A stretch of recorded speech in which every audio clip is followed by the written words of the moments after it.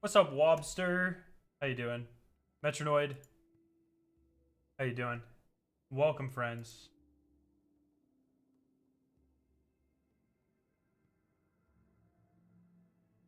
Come on, YouTube. Come on, YouTube. I believe in you. Where's my stream? There it is. We got Monkey Pod hard. We kind of did. We kind of fucking did, bro.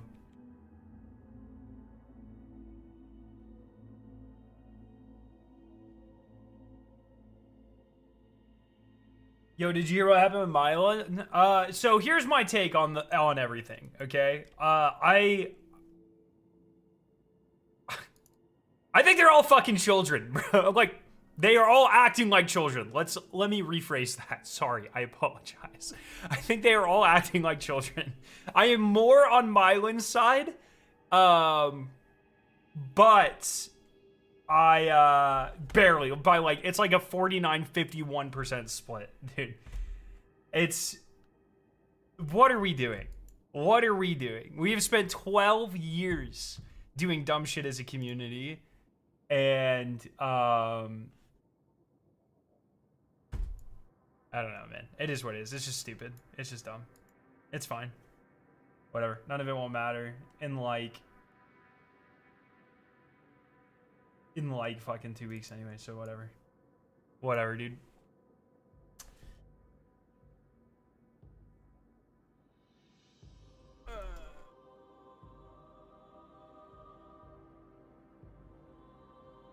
I don't agree with the cross thing either, though. I mean, we talked about this yesterday, but look, I don't care. I don't care about any of this. I just want to play video games. Exactly, dude. Not all of this is just noise. Like I'm trying to like mourn here. You know what I mean? Yo, Mordecai, thank you for the prime. David.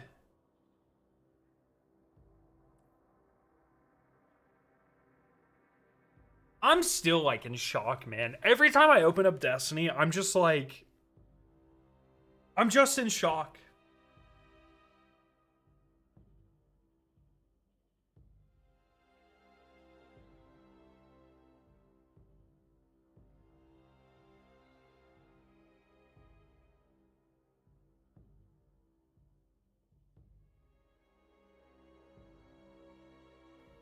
I just can't. I just don't get it.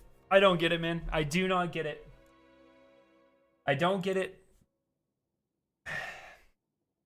Yeah, the 12 looks sick. But that's the thing I don't get, man.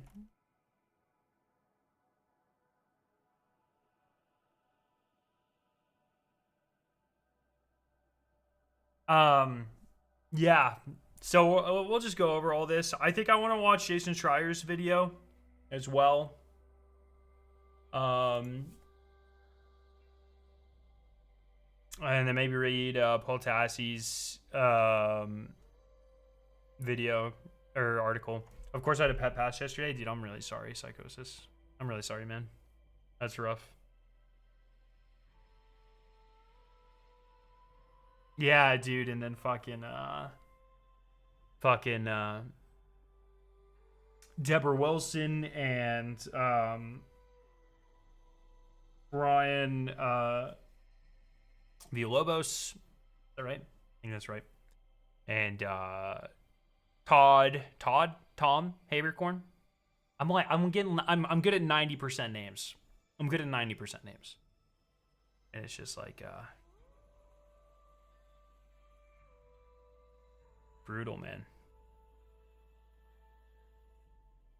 But life moves on. We all die one day, ladies and gentlemen. We all die one day, including Destiny.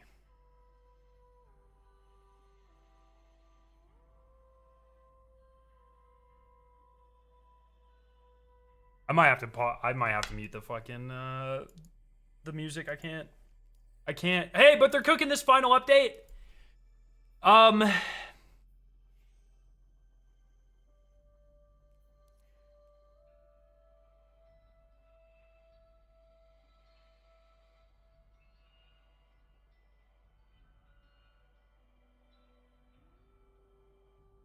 Sorry, I'm joining Dado.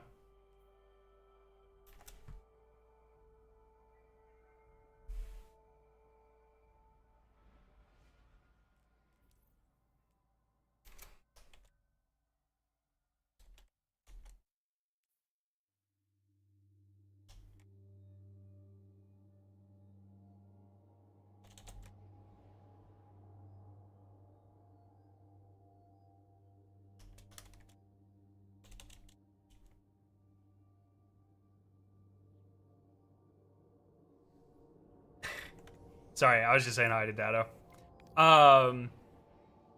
Yeah, fuck, man. Ooh. So we're getting some good shit though. We're getting some good shit. I don't know how long it'll keep us fed, but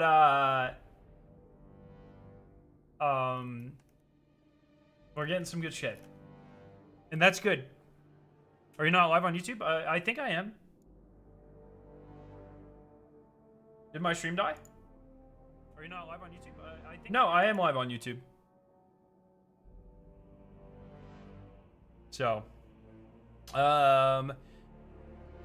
it's such emotional whiplash because this stuff is so cool. It just feels wrong. Yeah, I like it's rough. It's rough, and I have so many mixed emotions. It's hard not to cope with a lot of this. By also like blaming it on the state of the world, which is you know, something I've been vocal about for as long as I've had a platform, and nothing changes, and it's only gotten worse. And I can't help but feel like that has influenced this, at least in the way that people's socioeconomic statuses always affect product cycles and development times, and free time and stuff. It's hard not to be very angry at more immediate leadership, Sony and Bungie, and it's just like, it's just a lot, man. It's a lot, and you know, the DLC's almost done, surely, or it's at least has significant progress on it.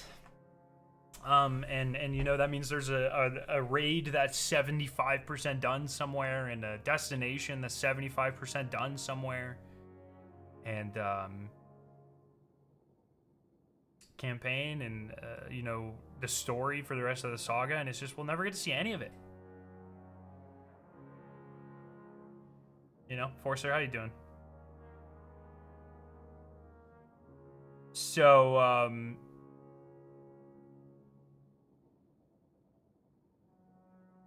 yeah, for real, Scare, I just started season 2 of Invincible, and ever since you talked about how bad the animation got, I can't unsee it. It's so distracting. I'm sorry. I'm really sorry. Season 1 of Invincible, and then especially the Adam Eve special, is fucking unreal compared to the animation of the rest of them. It's also really distracting, JoJo. Watch out for this. As you go through the rest of the show, in moments where shit's about to pop off, you'll immediately see the animation get way better. There's like a very specific scene in season 3. What season of Invincible just happened? Was it 4 or 5? I think it was 4, right? So in season 3, there's a very specific instance in season 3 where the camera cuts, and then it's like, oh fuck. Some shit's about to happen. I equate this to, it's kind of like in old TV shows. In old TV shows, you would know something was about to happen, like a gunshot or like a jump scare, because they would always cut the music or like the sound out. And so like if you were watching like CSI or something, right before someone got shot, everything would just go like, and then you would hear the shot. And so it was like, it was very obvious when something was about to happen. I think I remember Lost doing that really badly too. Invincible's kind of like that, but the animation's like bad, holy fuck, and then insane scene happens.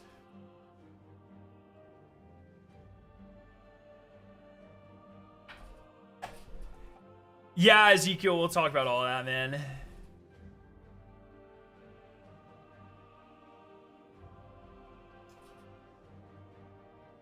So, what do you think about Thrag? Dude, there's some fucking scenes where I was like, holy shit, bro.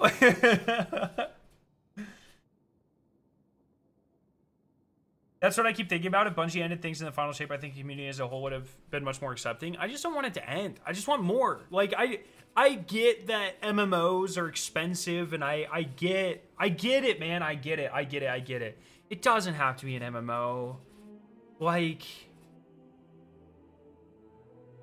if you don't want to develop Destiny 3 currently because of the state of the world or the price of things or the state of your company or whatever, and I assume this is more of a Sony thing than a Bungie thing, but if Sony doesn't want them to work on this shit, give us fucking something, bro. Something. A first person. PlayStation fucking lactates at the thought of a fucking single player campaign game. Fucking give us that.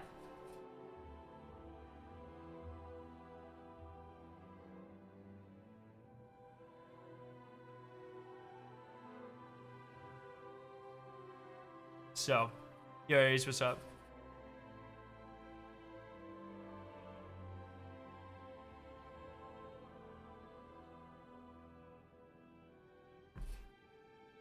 I think that the thing that I keep coming back to,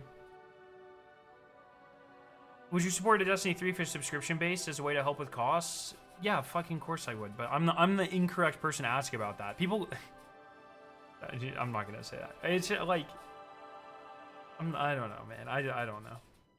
It's just, like, I'm so sad.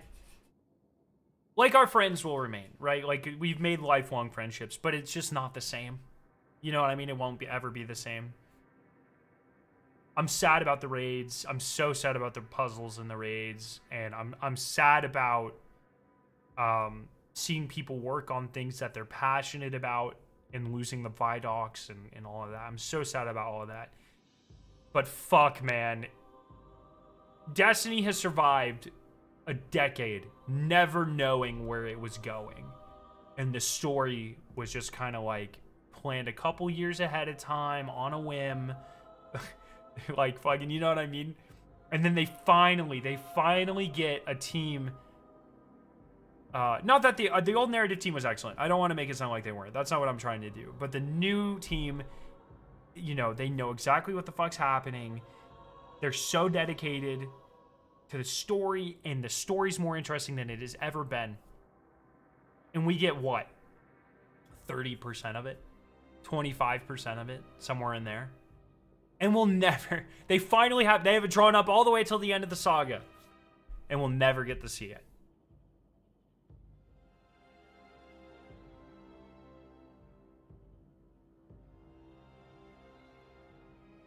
It's just unfair, man.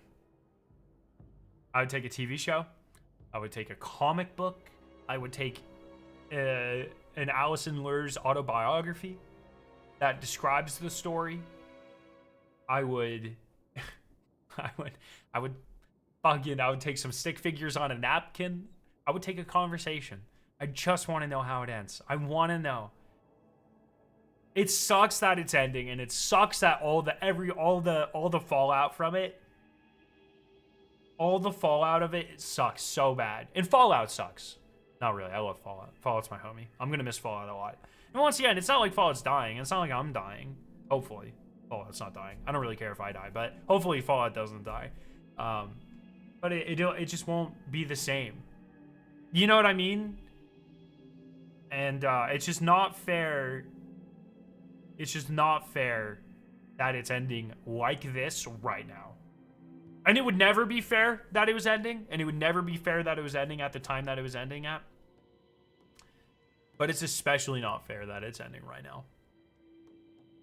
You don't really care if you die? I've got a very weird relationship with death. You know, I'm me. I don't want to die. Like, don't get me wrong. Like, I'm not, you know, I'm in a very comfortable place. But I went through this in the final year of high school and first year of college. I've never really been religious. It's never really been my thing. I went through this phase where I started getting what I now know are panic attacks. I didn't know at the time. Where I would just like stay up all night and I just couldn't sleep and I would be freaking out just about the thought of death. And you know, this was like what, fucking 10 years ago, 12 years ago. Destiny saved me from my death fear. No, but you know what I mean. And it was just for a long time, for a couple of years, I was just like terrified. And then it just stopped. I don't really know why it stopped, but I don't I don't want to die, but I'm not really scared of death type of thing. You know what I mean? And sorry, that has nothing to do with what's happening right now. That was just a Joe, why the fuck you always make me say weird shit? You know what I mean? But yeah, I want the rest of the story. I want the rest of the story somehow. I guess talking about old leaks doesn't matter anymore. Yeah, fucking put it down. Lay him down. According to the leak server, they had 6 more expansions for Destiny 2 planned. Not sure if that included Shatter Cycle or Alchemist. Fuck me, dude.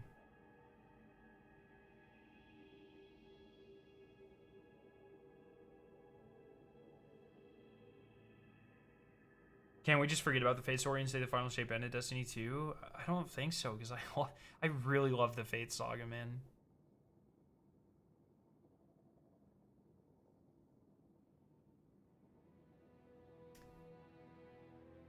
I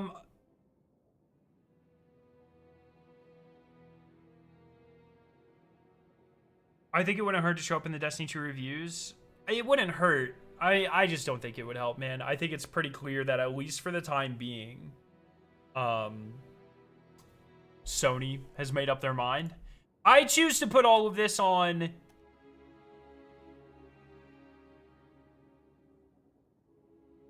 personally, I choose to put all of this on Sony.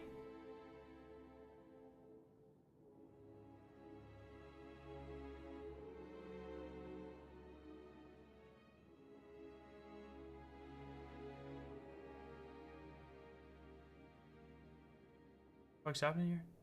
Sorry, I'm getting pings. I'm choosing to put all this on Sony. I think it's ultimately I think it's my copium is that it's their decision. I don't know. I literally have no way of ever knowing, but I just can't believe. I can't believe that Bungie would want this to be their legacy.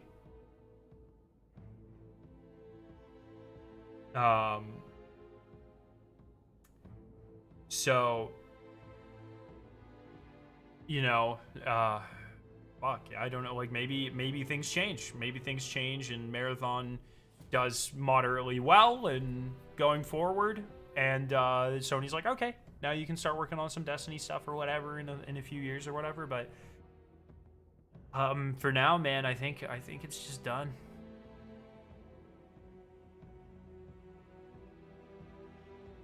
I don't think petitions are going to make a difference, but I signed it and I encourage you guys to sign it just in case, but I don't believe that it's going to make a difference. I don't think crashing the servers on June 9th would make a difference, but I'm going to be there and I encourage you all to be there. Let's crash the fucking servers. If not just for one last meme, let's fucking crash the servers. I just don't think it would make a difference to Sony. And, yeah.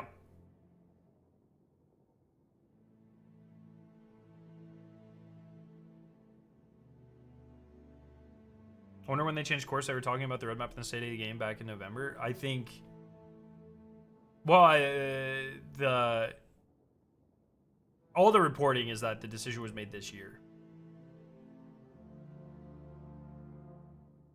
We got to break 317K. I don't think that's going to happen because I don't think there's the servers to make that happen. I think we would get queued before that happens.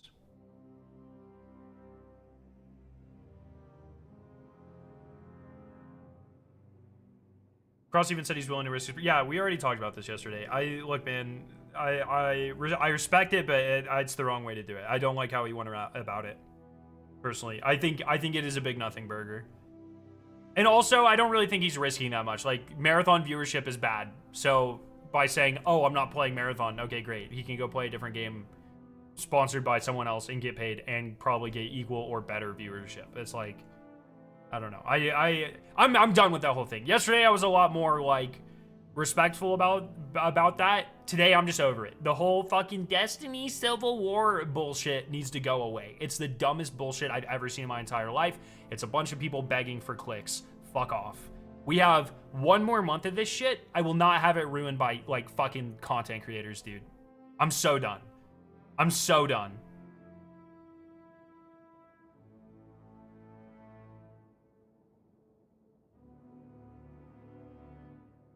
I'm so done.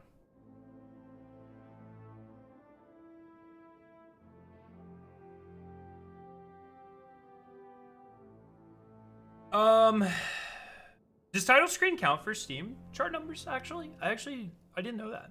I guess it kind of makes sense, but will Destiny content, Rising still have content despite the original game getting vaulted? Guys, Destiny Rising is a fucking dead game, bro. It's so bad. Oh man, there's still Destiny Rising content that hasn't been released, but the numbers for Destiny Rising are awful. The game is awful. I have a lot of time in Destiny Rising. I am very close. I'm one time gated triumph away from every title, every guild in Destiny Rising. Okay, I'm allowed to say this. It's a shit game.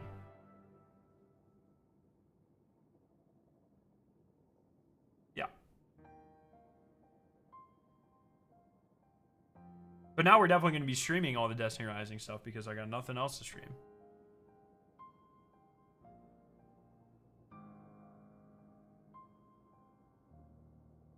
Adults acting like adults would be nice. I genuinely believe this to my soul. That so... And I'll say this to fucking anyone. I don't give a fuck. I consider a lot of Destiny content creators my friends. The most of them. I think so many of Destiny's problems would be fixed if people had to work in like a company job for a couple of years before they became content creators. Like, I think if you look at the content creators that generally have the least insufferable takes, it's usually people with real life experience working with other people in an environment that requires you to do things like project proposals and work as a team and make budgets. And it's just like, you know, if you look at a lot of people that make the most noise, it's people that have never had a professional job. And it's fine. That's fine. Not everyone has to. But like, you know how like, I fully believe that like people in managerial positions should have like people management classes, and understand how to talk to people and, regardless of what your company chooses to be the focus of that, social styles or, whatever. I don't really give a fuck. But it's like content creator training should be like, hey, this is how the real world works. Okay, now you can speak about things.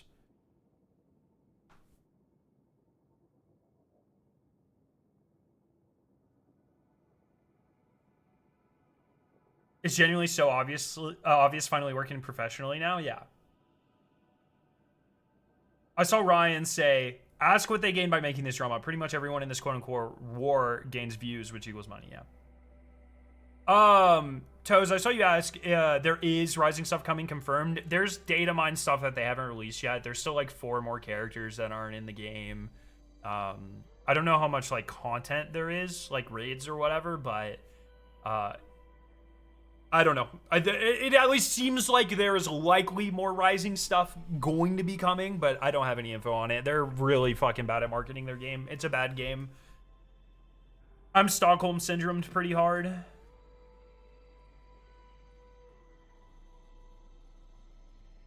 Dude, who said that people should have professional job in response to Lucky T 10-piece crash out saying how DMG lied? I saw Lucky's tweet. Every day, dude. Every time he makes an AI thumbnail. you can see it. You can see it developing, eh? You can see a very certain set of mannerisms start to poke their head out.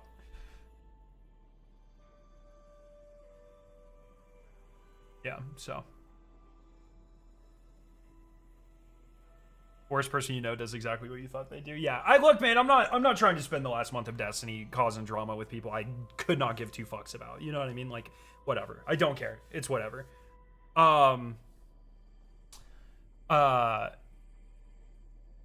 We have a very limited amount of time left. They are giving us so much good content, and I'm excited. I'm excited about that. Wait, why do you not like Destiny Rising? It's just a bad game. I have a lot of hours in Destiny Rising. Many, like a few hundred at least. I have every title, every seal, every guild. -1, because I'm waiting on Triumph. But I have a lot of time in that game. It's just not a well-developed game. It's a mobile game. It's better than nothing. But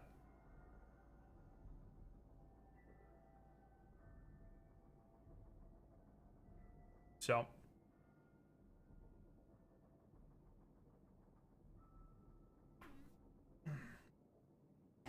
yeah.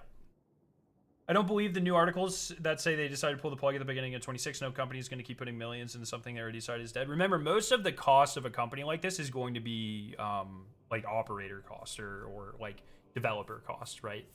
So it's not like, think about the impact you have. So if they're like, all right, we're laying off everyone working on Shattered Cycle, only people working on Monument of Triumph are here, that's putting out, and then you guys are all laid off or whatever.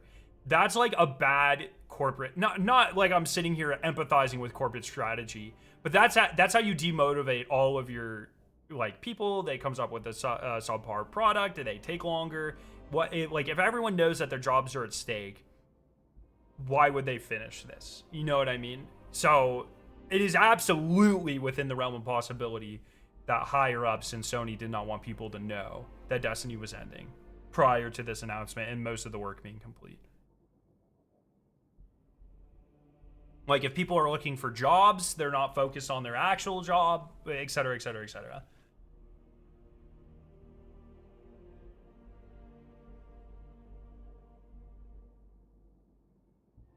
Scaro, maybe all Destiny 2 content creators plus the community can go fund money for Destiny 3.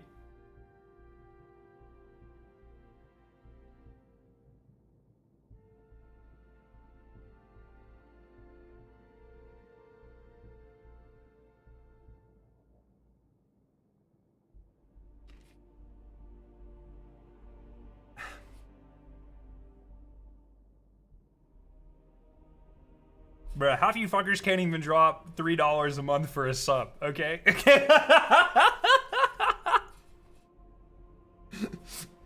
Oh my god. The amount of money that is needed for Destiny 3 is more than every Destiny 2 content creator's net worth combined. I don't know. Cross has probably made a lot of money off of this, dude.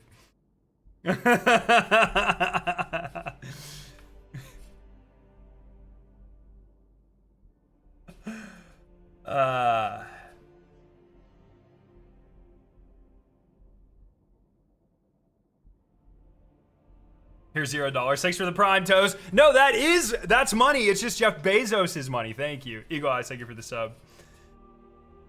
By catering to two opposing sides as to what Destiny 2 should be, and so ending up with a kind of watered down identity that pleases no one. What in the motherfuck did you just say? Considering what we know, what are the odds that Bungie's incubation project is a full-blown campaign for Marathon? That would just be an update for Marathon. Vertigo! Thank you for the 11 months. Let's raise money. That's right. Hey, I promise you guys, if you donate $500 million, to me specifically, I will go straight to Sony and demand that they develop Destiny 3 with my $500 million. I promise that. Okay? I promise that. Oh my god, dude. That's why the content creators ruined Marathon's release. What in the fuck are you talking about?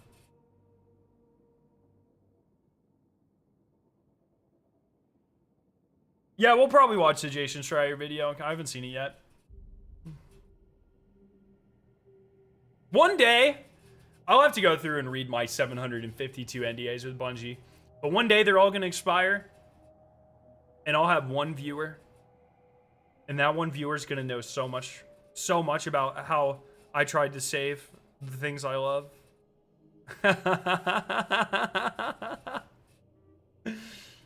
Oh my god.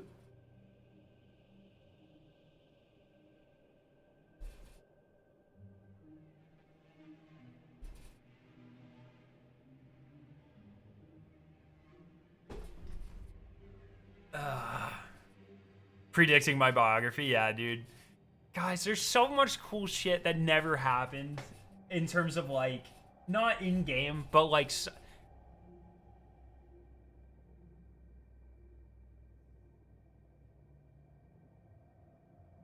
related to me. Not necessarily Destiny. I don't know, man. How long even are the NDAs? I don't know. I don't know. Guys, I'm like literally under so many of them. Like it's not a one and done. It's every time you interact with anything, they make you sign an NDA. I'm quite literally under at least 20. And they're all different. I hope I'm even allowed to say that.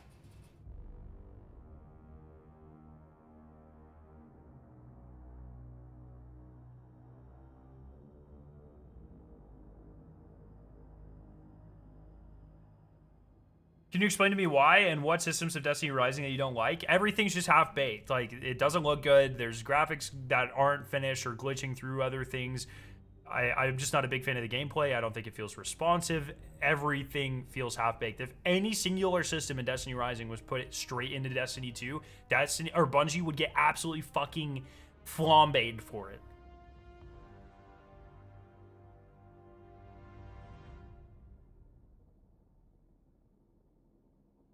They did say with the exception of the gacha mechanics. Also, it's like less gacha, you know. And I have 50 problems with Destiny Rising. I'm not a big fan. I don't like gacha. Don't get me wrong, but it's not even like, it's just a bad game with or without the gacha.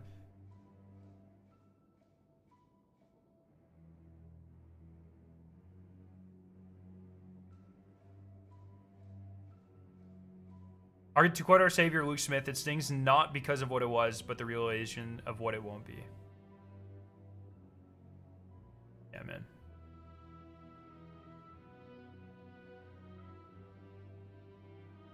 And if nothing ever happens with Destiny ever again, we can all rest knowing that Sony made the biggest, like, they just wasted the most potential out of anything in the world. This is such an infinitely, this IP has infinite potential with any form of media. And, you know,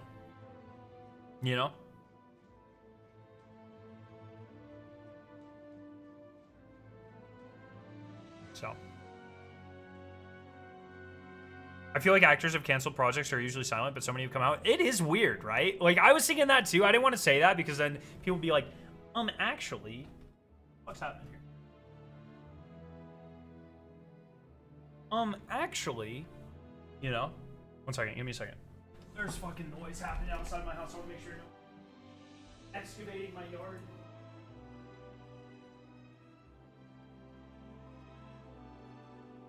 Yes, kitty? Alrighty. Sorry about that.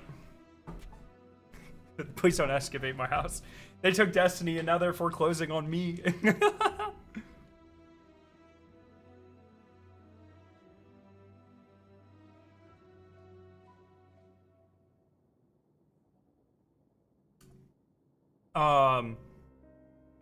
I did see that the Drifters actor put out a video, yep. Scare acting like a true dad. I just don't like when I hear noise outside my house. You know what I mean? Welcome to our first Dev Insights article. Prepping for the release of a Monument of Triumph on June 9th. We have quite a bit to get through over the next few weeks. Today's article focuses on the return of the director and Destiny 2 activities. Here's a quick list of what we'll be covering. The director, layout, additions, and updated destination loot. distortions, adding some spice to select patrol modes. The Portal, breaking down barriers and overhauling the experience. Gambit Ops, bringing our old friend into the fold. Heavy Metal, Vehicular Mayhem. Sparrow Racing League, returning tracks, new loot, and some twists along the track. Tomorrow we're planning to have our second Devs Insights article focusing on Weapons Sandbox alongside a Friday Twid. And I believe they said Ability Sandbox next week as well. So, yeah. Time to be a COD zombie streamer? Well, the next COD is Modern Warfare 4, which doesn't have zombies. I'm like, it's pretty incredible how 3 months ago I had brand new Destiny Rising content, looking forward to brand new Destiny 2 content, marathon content, and zombies content, and I was like, oh my god, I've got too much to cover. And now, in a few weeks, it'll be just marathon. Which is like, I like marathon. But marathon is a very narrow game. You know what I mean? I'm still gonna cover and play marathon, but it's like this, and Destiny's like girthy. You know what I mean? And gonna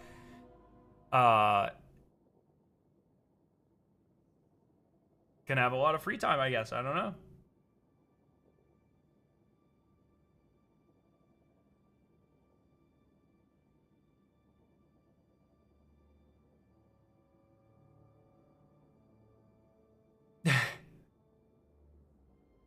So, also, classic Bungie timing. Dude, Bungie, it is the most fucking Bungie thing ever that Destiny is dying, and they're like, fuck it. Final update, it's massive. Release it at the same time as Marathon update. Name one thing more Bungie than having the worst fucking scheduling known to man. It's actually impressive how bad they are at scheduling things. It's incredible.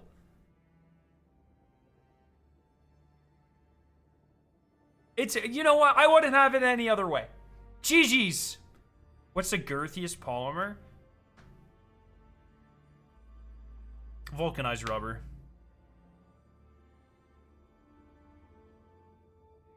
It's insane.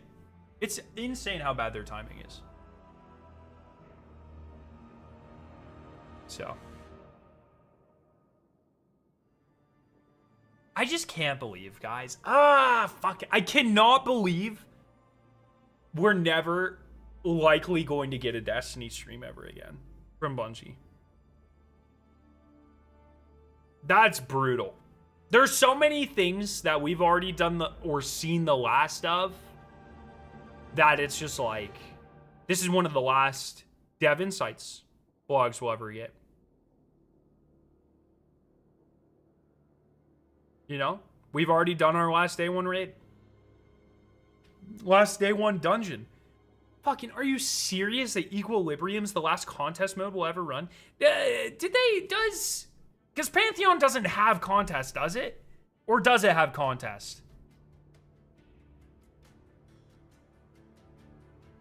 Contest-ish?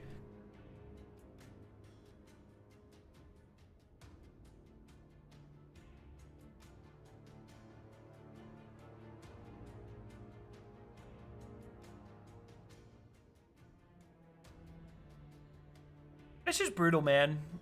Do you think Destiny 2 could pull off a Division 2 and come back a few years later with new content? Did Division 2 do that? I'm like the most anti-Division pilled person on the planet. Also, seeing everyone jump to Warframe has reaffirmed to me for the 10th time in my life that that game looks bad. I'm sure it's a great game. I'm glad people enjoy it. It looks like the worst. It's like when The Mandalorian is filmed in front of the volume and it just feels bad. That's how Warframe makes me feel. Respectfully. I'm glad if you guys like it. I'm really glad you like it. But it just makes me feel bad.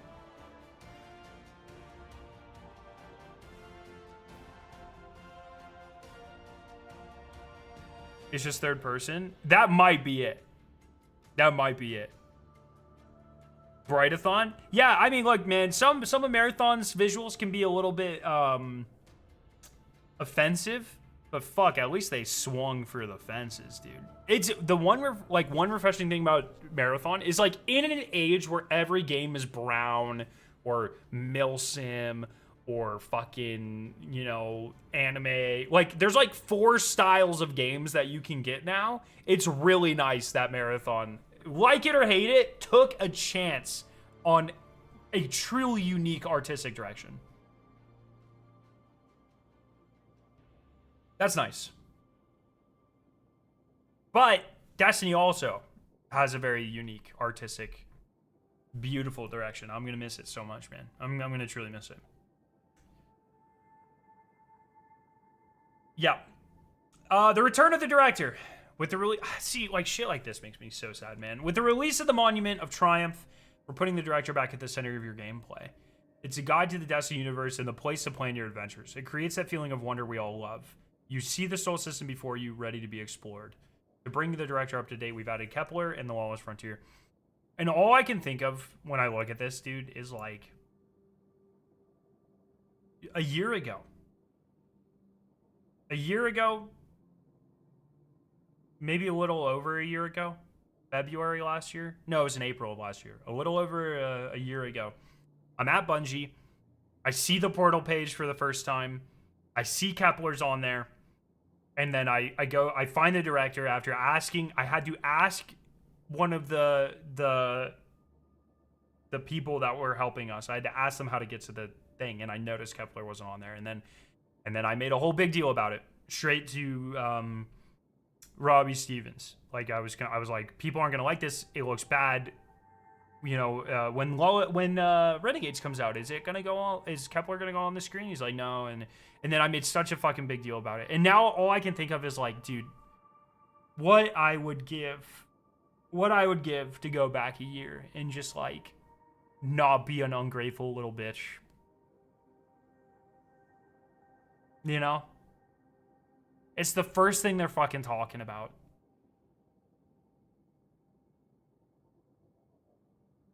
It's the first fucking thing they're talking about. And I just think, yeah.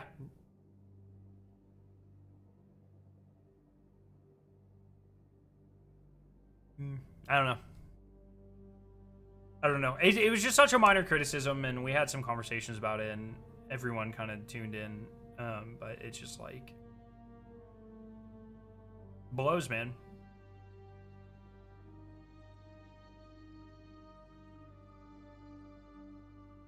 This looks beautiful. Whoever designed this did a really fantastic job. It looks absolutely gorgeous. If this is how the director's screen is going to, if they only listened, well, it's not. When we're there recording for a pre-event, it's like 3 weeks before the DLC comes out. Like they can't make changes. You know, they're not able to do that.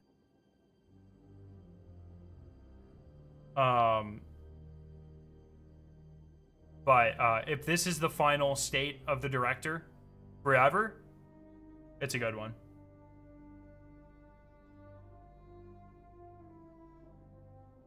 Valkyrie Wings, thank you for the sub. Hey, Scare, hope you're holding up. Yo, appreciate you very much. I mean, I hate to be that guy, but seeing so many content creators shouting from the rooftops how amazing the portal was. People say this shit all the time. It actually makes me so angry. Like, people comment this under my videos. Like, Scare, you were defending the portal. It's like, the very first video I made on the portal, I talk about 15 things I don't like about it. I directly said, I do not like the light grind. I've never been a fan of the light grind. I don't like the light grind. I like all of it. The portal is a good idea if it is supplemental to new content. If it is an easy way, a streamlined way to jump into old content and fill the lack of new content because the team was shrinking, because they laid off a bajillion people. And to this day, that remains true. How it was implemented was bad. It was the center of the game. It was the core part of the game. All stuff I called out in those series of videos in the podcast I was on. All stuff I called out. It is not something that ever should have been the center of the game. there were 100 different problems with the portal. It was trying to solve very big problems for Destiny, and they just did a bad job.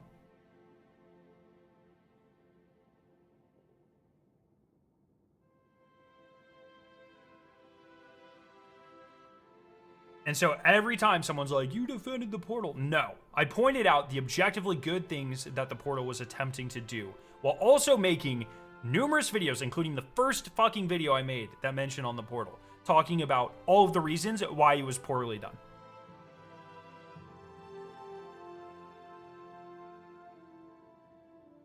Ugh. Like, literally, so for years, people were bitching about the DCV and vaulted content, and the portal is the fix to that, if done correctly, and they did not do it correctly, and that's the problem. But it's too bad. It's too, you know, where it's a year too late. It doesn't matter. It's kind of crazy. My one distinct memory of your reviews was, yeah, this probably isn't going to go over well.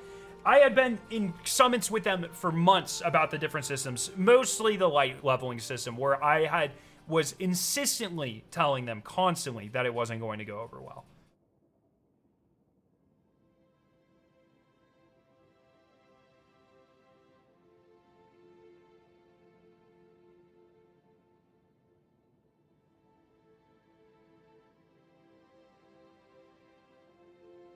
Yeah, man. So,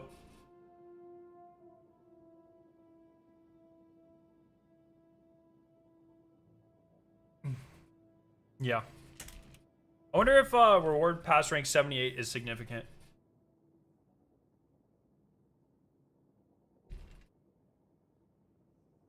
How do you feel about the seasonal wipe and marathon then? Isn't that the same? No, because marathon isn't made up of 100 different activities. Marathon is a single activity.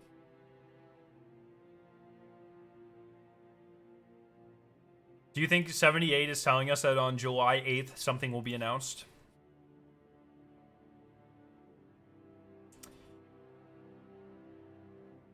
Destination and patrol updates. Destinations have always been a foundational part of Destiny. Whether you touch down briefly for a public event, roam areas for patrol and secrets, or find various factions moving against each other. Our first steps as Guardians were in the Cosmodrome, and beyond that, we've spent over a decade patrolling the wilds of our Sol system to protect the last city. With the return of the Director, we felt now was a better time than ever to thrust players back into these frontiers. We revitalized every pre-Edge of Fate destination's loot with new perks, tiered weapons with non-craftable pools, and set bonuses that reflect their themes and stories. For our destinations featuring crafted weapons, as outlined in the Monument of Triumph article, they will be receiving additional perks per column to make them feel up to modern sandbox power standards. We're also introducing a new event, one with some added difficulty that appears during distortions that only occur on certain destinations. So to me, this sounds like the world events on Neptune. Like a world boss event or something. That's kind of the vibe they're giving me. Okay, hey, distortions are here for the next hour. You have a chance to get a world boss event. Yeah, like New Muna, yeah.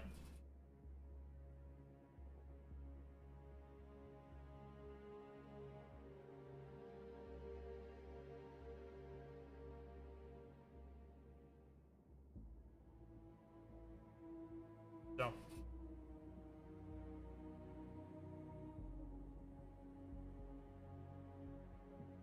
Kind of like taking incursions from Destiny 1. I don't remember those at all, man.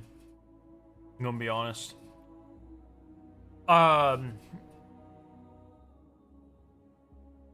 Yeah, you'll primarily be able to earn this loot through public events. Base completion. It's so funny that the game came out, Destiny 2 came out, and the main complaint is that the main thing to do is farm public events.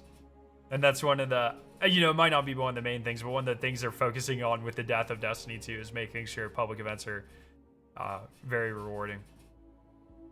That's awesome. Base completion will grant tier 3 rewards and heroic tier 4. With each drop having a chance to upgrade all the way to tier 5. During a distortion, these rewards will be upgraded by 1 tier to match the added challenge. Unique destinations like Blind Well, Altar of Sorrow, Terminal Overload will also distribute tiered rewards. Full details in the patch notes. Additionally, we've updated what we call the World Loot Pool, earned through legendary engrams that drop from general gameplay to now feature a collection of tiered loot with gear spanning multiple years of Destiny 2. You may find a few old favorites inspired by Splicer Tag or our old friend Saint 14. So we're getting the Splicer weapons back. We're getting the Dawn weapons back. They showed we're getting the Warmind weapons back.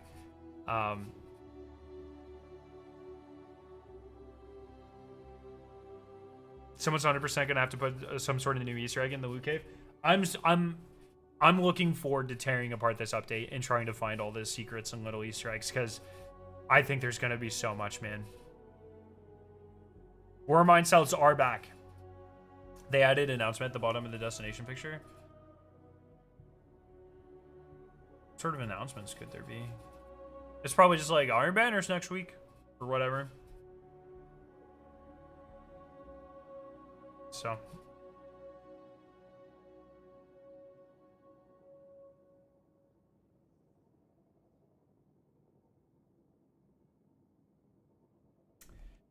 With that said, let's look at the loot from a few destinations. Blows a taste of what's to come. Hey, by the way,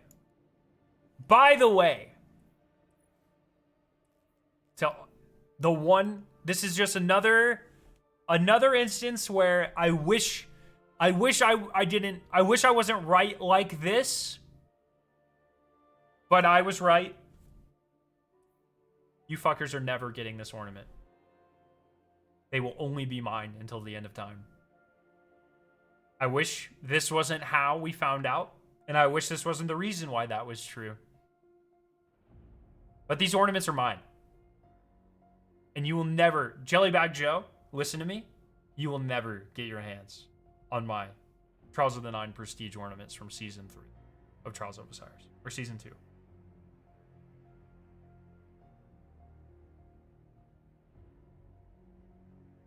I will show my grandchildren that one. Dude, that and the ultimate flex of all time.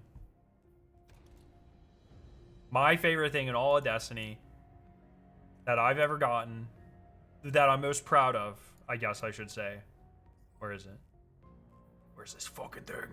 By the way, 50,069. Do I finally go get Forbearance up to 100,000 kills, by the way? Sort by my fucking weapons, 1 second.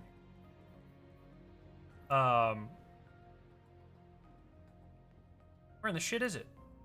Give me a sec. Technical difficulties. There she is. Beautiful. Only like 400 people have that or something. Beautiful. And then my most killed gun to this day, the gun I have the most kills with. Where is she at? Where's she at? Where is Mother Recluse at? Fuck, dude. I cannot believe they never added a fucking search system. That's the most Bungie thing ever as well. Oh, man. They never added... Fine, it's fine. It's fine. If it was going to exist forever, I'm glad it'll exist like this forever. Filtered SMG, can I do that?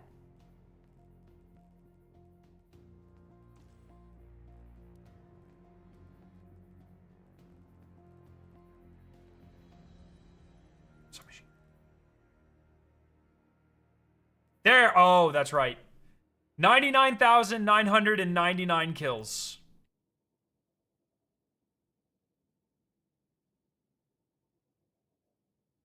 Never broke 100,000 kills on a weapon in Destiny. And I wanted Forbearance to be the one that did that. And they nerfed it before I got it there. But I'm close. But I'm very close. I might finally bring this thing to 100,000. This might be my favorite weapon in Destiny history. I love this thing, dude. I'm so sad they neutered it. It's so much better. Dude, I don't give a fuck The waveframe meta, is so much better than the stupid rocket pulse meta. The rocket pulse meta might be my least favorite meta in Destiny history. It is so brainless. It is so boring.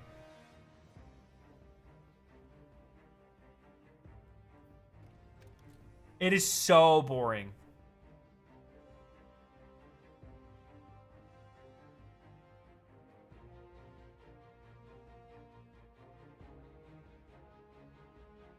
Go to the portal. I don't think I want to do this.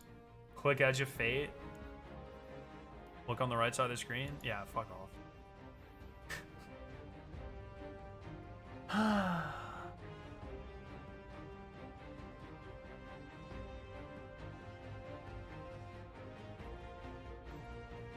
Cosmodrome.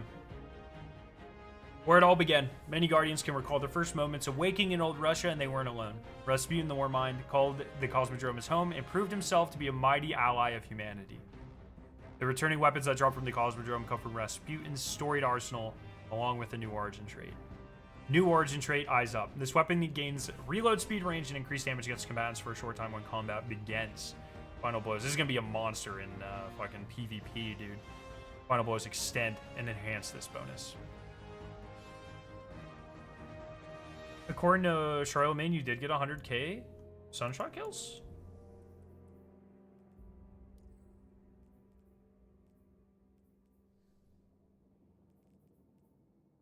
I think Charlemagne do be lying, bro.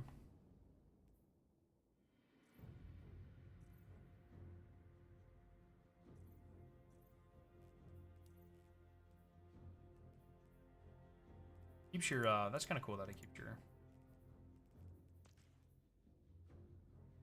Oh, it's on my character?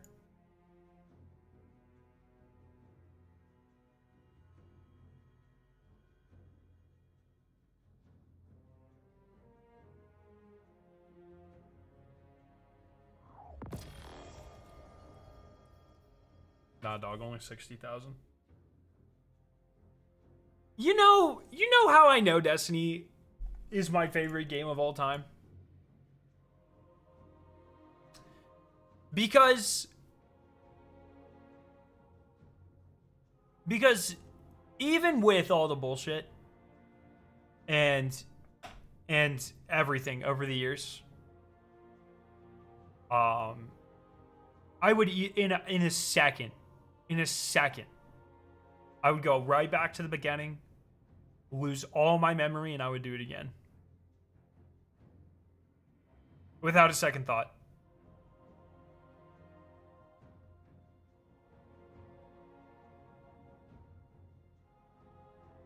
This thing used to be fucking monster.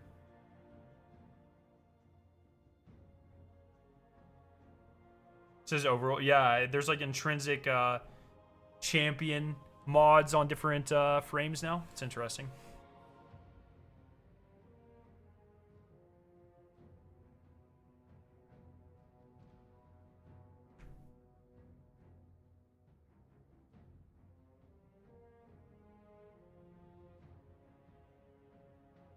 Never gonna forgive Sony? Yeah, that's pretty shit, bro. Our sample weapon from the Cosmodrome is a reprise of the 7th Seraph CQC-12, updated with new perks and keeping its Rasputin's arsenal origin trait. Seeing, I think Quick Draw Snapshot was like the fucking go-to back in the day. I saw that you pinged me, Chemo, but I didn't have time. I clicked on it and there were like 100 messages, so I didn't have time to read everything because I was streaming when I saw it.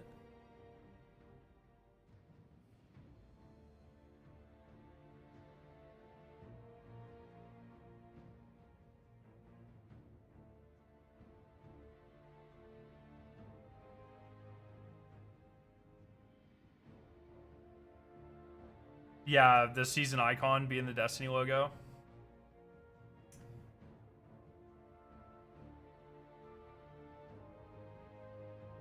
It's a list of armor weapon sources. Last Wish, Garden of Salvation. So this is all of the reprised weapon and armor sources. Fucking hell. Jesus Christ.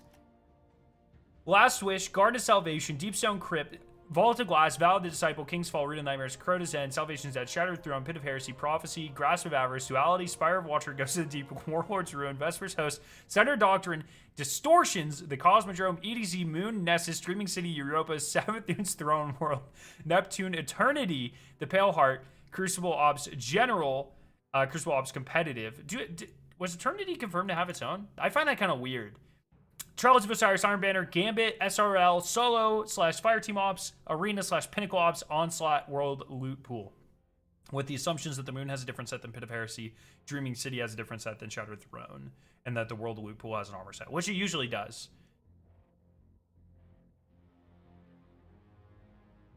That is somewhere in the range of 35 to 40. Did you say Pantheon? They said Pantheon will have its own stuff, right? Maybe they didn't say that.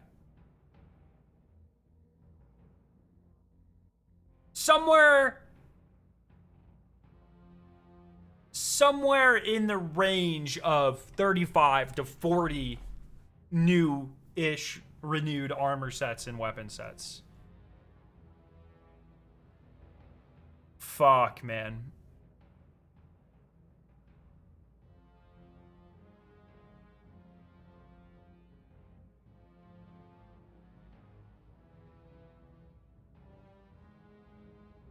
Damn.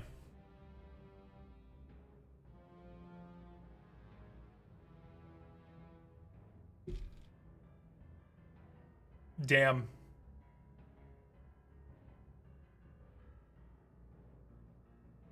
More than any expansion, more than like, that might be almost as much as every major expansion in the Light Saga put together. Like, that's insane.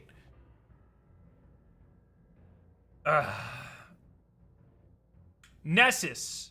With good robots, failsafe and friends, bad robots, the Vex, and a lot of early Guardian memories, Nessus deserved a loot pool that reflects its status as a classic destination. So the Sandbox team reached through time to pull together a collection of enemies reflecting weapons reflecting Guardian's many expeditions on the unstable Centaur. We hope you agree that our selection plays as well as they look. So these are going to be the the Echo's weapons, I think. Origin trait, fail deadly. Dealing damage grants a stacking bonus to magazine size, target acquisition, and range until your next final blow. It's going to be really good on bosses.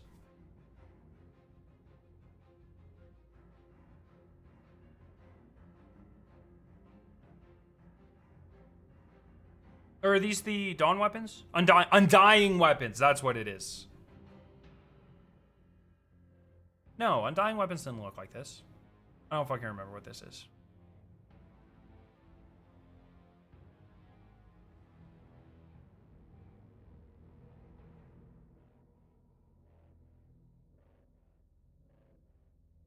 Or does it just look different now?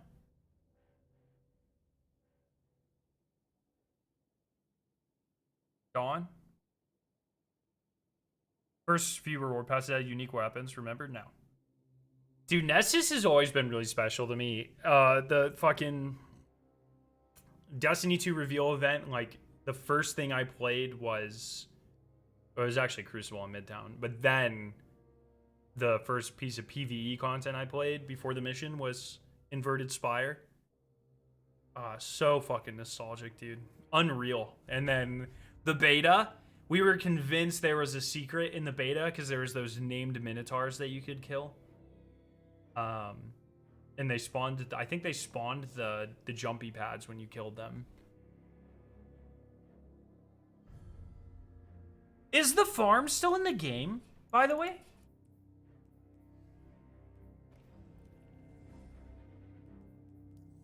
Or did they take it away?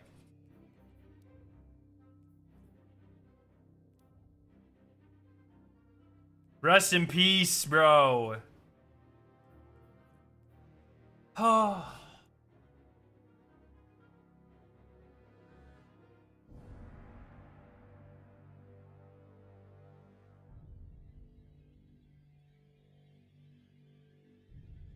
The farm got sent to the farm upstate, yeah.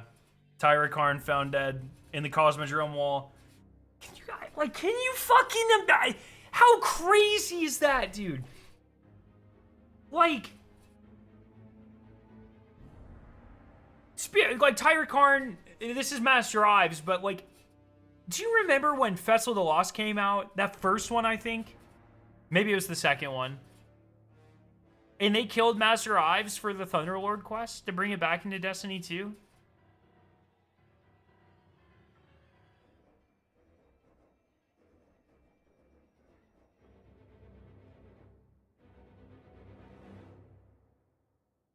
The second one? Dude, we had it so good. We had it so fucking good.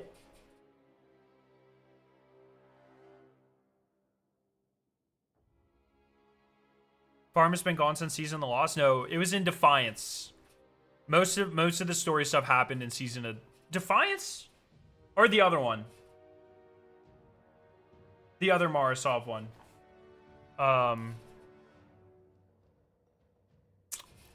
Season of, was it Defiance?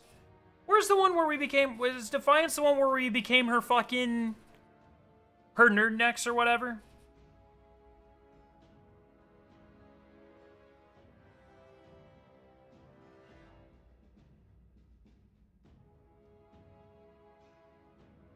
Queensguard, that's right.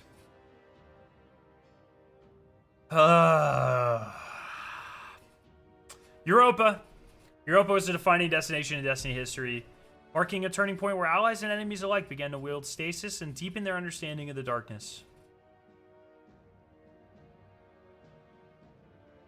Its frozen frontier is inseparable from Braytech, whose ambition and technology remain etched into every corner of the moon. For this refresh, fuck, dude, the Beyond Light launch was so good. For this refresh, it was so magical, man. I remember going through, I was on my way home early for some reason.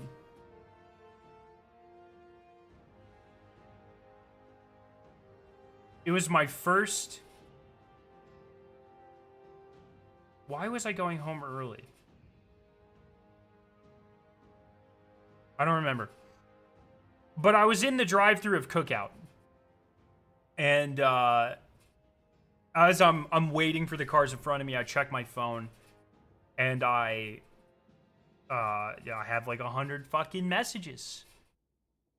And I check it, and they're like, there's a new cutscene, and it was the Drifter coming out of the ship and launching down into Europa. And I got my Cheerwine float. I drove home, and then I reacted to it on stream.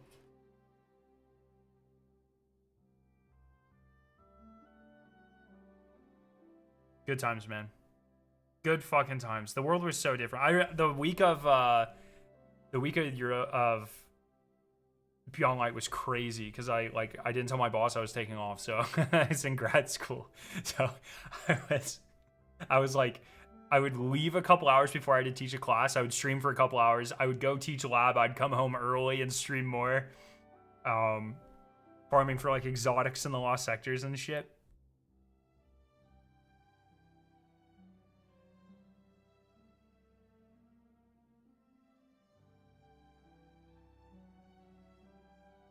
So, back then, dude, I could operate on so much less sleep back then. I don't know how I did it. Like, I look back at Corridors of Time, and for a week, I didn't sleep more than 2 hours a night. And if I did that nowadays, if I slept 2 hours a night, 2 nights in a row, I would probably die. I could do one night. I could pull an all-nighter. I would probably fall over deceased if I tried to not sleep 2 nights in a row.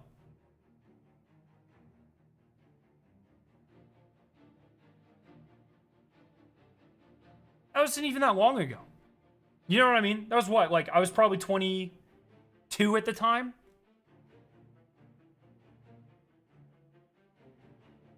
Do you do lab work? Trying to work on that little sleep would be a risk to your safety. I do lab work, but if I feel unsafe, I don't do lab work. But back in the day, dude, I was fine. I'd fucking, it was whatever, man. We weren't meant to live past 30, I think. Yeah, honestly, I feel, I think I feel that. I think I feel that, man. Holy,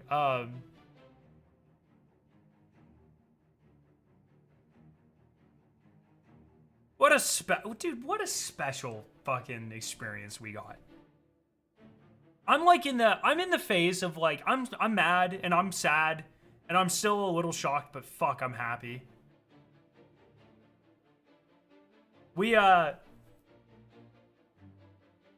so fucking lucky that we got to experience this. I'd give anything to experience it again, but fuck me, man. It is kind of nice, like, in hindsight, I almost died in the fucking Desert Perpetual day one. And if I'm being forced to never do that again, I'm not happy about it. But my wife and my insurance provider and my heart are probably happy about it. But I look back at that our clear, dude, and I'm like shaking, and I'm like clearly doing micro sleeps after we clear. And I think I like was about to die.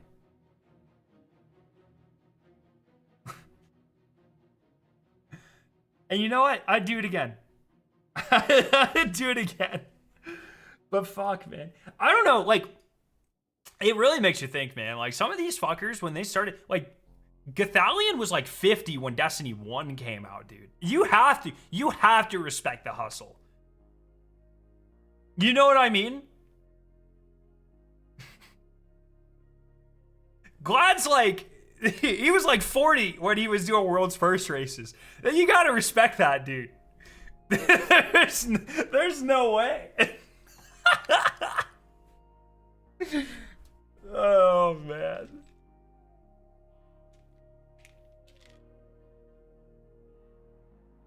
It was all like, even Chestney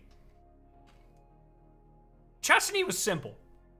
You know, it was stay up all night doing puzzles, hanging with the homies, hanging with you guys, go to work, no sleep. I about fucking died, bro.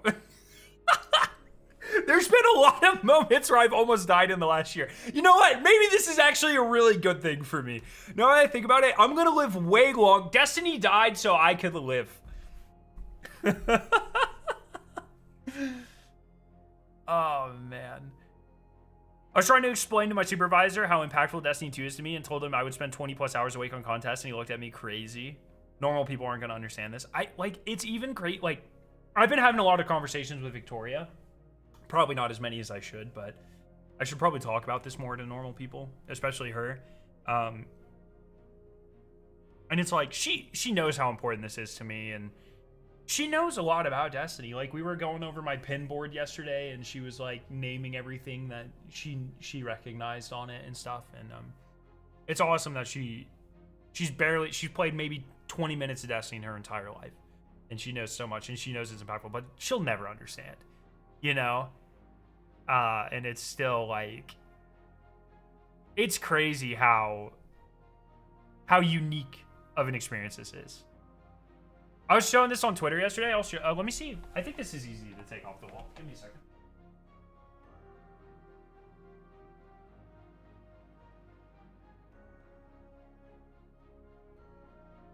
It's very heavy. I gotta be careful.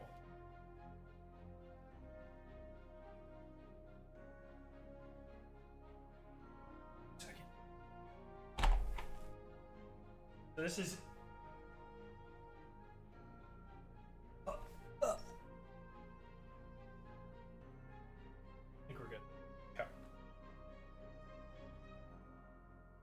Every single Destiny pin ever.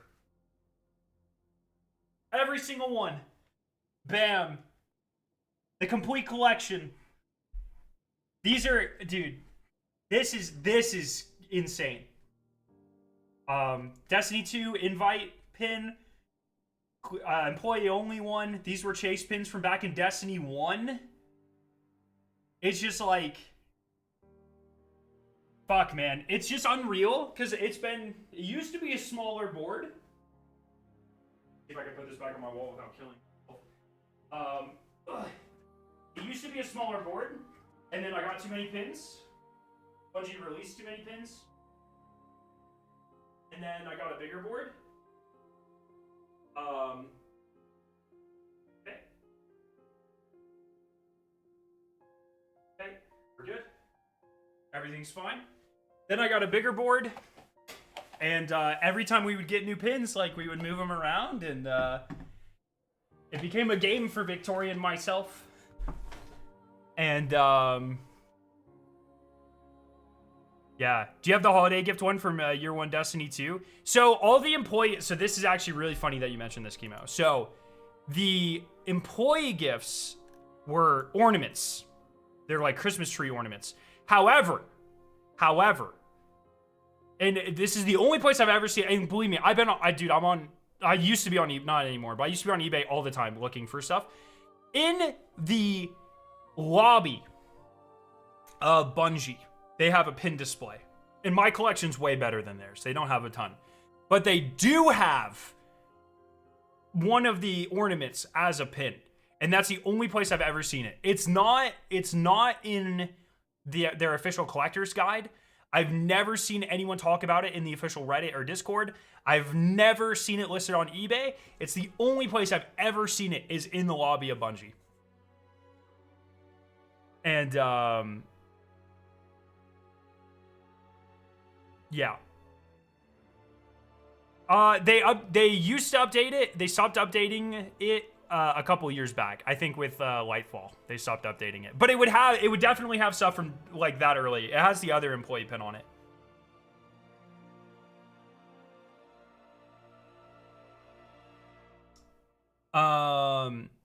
I was actually on the pin guide yesterday making sure I had all of them. No, fam, Scaro's a hypocrite. You didn't even add me right. You don't deserve to even be associated to a game you helped bury. How did I have to play? Dog, I have more raid clears than you. I have more time in the game than you. I've met more mothers on the game than you. I have courted more mothers successfully on the game than you. I have max triumph score. I have every title. I have every guild. I've spent so much of my fucking life in this game, Geomag. You're a fucking poser. You're a little baby ass, tub of lard looking ass bitch. I could bury you in game, in real life. I don't fucking care. Fuck off. Gatekeeping something I literally have devoted like an absurd amount of my life to. You're fucking stupid.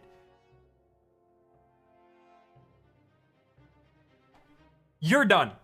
You're fucking done. There's not a lot in life I can ego.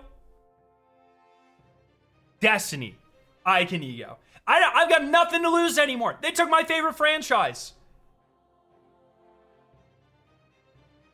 They took my favorite franchise. You come at me, you're done.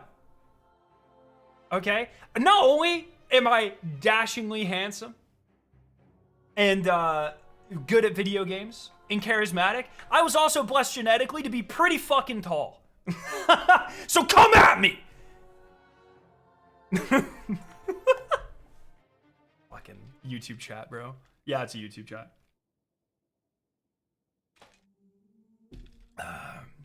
Anyways.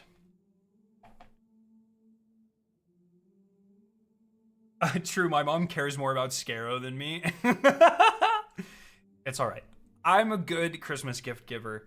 And when she's done with the Christmas gifts, I'm sure she'll re-gift them to you. So, you know, it'll be good.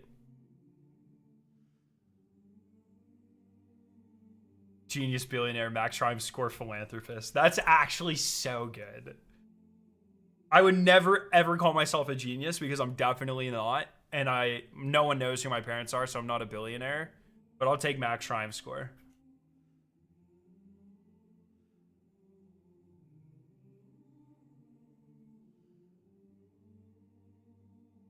You got gray hair. I wish I had your hair. I need a little bit of a haircut. I need a couple inches off, but I just got lucky, man.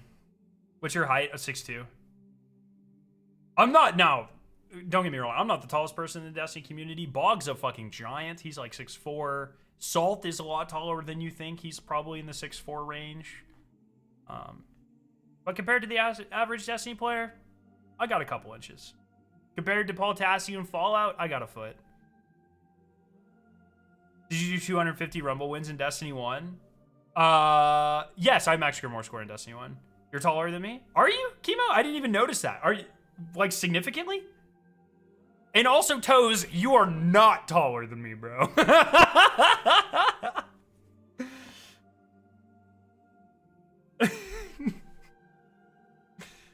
Cross is also pretty short. You could put Fallout on Cross's shoulders and then put Paul Tassi on their shoulders, and they're still not as tall as me. Show them the pic where you're next to Mac. I don't even know how to find that, dude.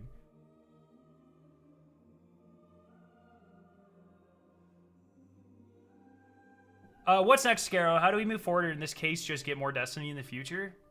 The unfortunate thing, Misty, is we don't make those decisions. We can talk about voting with our wallet as much as we want.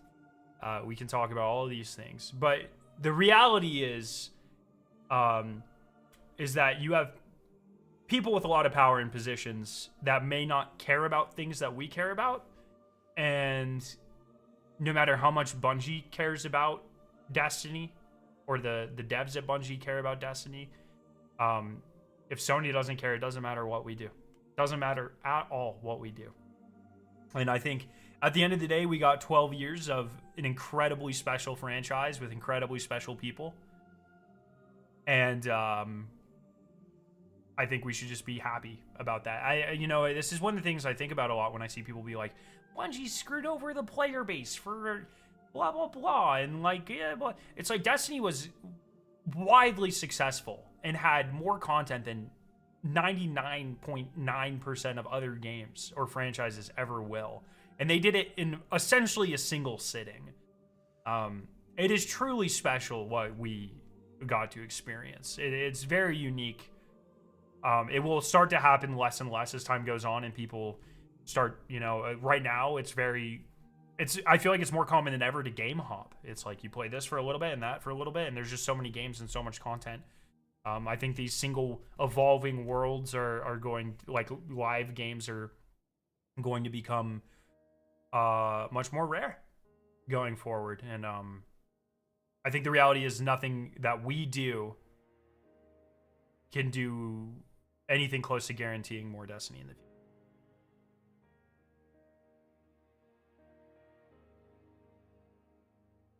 That's how it goes, man.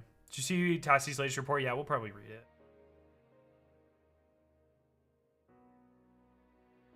Scarrow's about 6.7 Paul Tassi's. True. True. I just did my 0-point invasion triumph. You know what? Now that the game's over, Chemo, I should probably do that. I was talking about this the other day in one of the streams last week. That it's so fitting. It's gonna be so weird to have Destiny in this state where it won't change. But it's so fitting that almost certainly there are going to be things that are just permanently broken in Destiny that are never going to get fixed, like the Pale Heart Triumph. And I just think that's just like, honestly, I wouldn't have it any other way. You know what I mean? It's just like,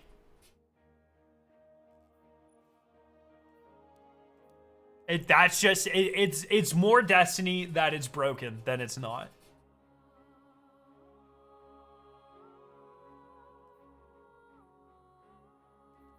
Yeah, I should do these. This is the one.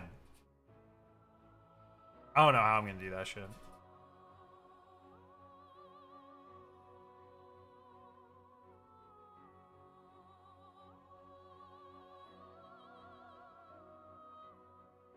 Lots of people's playing Full Lost Frontier. Actually, I think probably what happened, Chemo, is like I would imagine a lot of people who didn't play, like, because Renegades had worse numbers than even Edge of Fate, and so I would imagine after the news, a lot of people are coming back to play it specifically.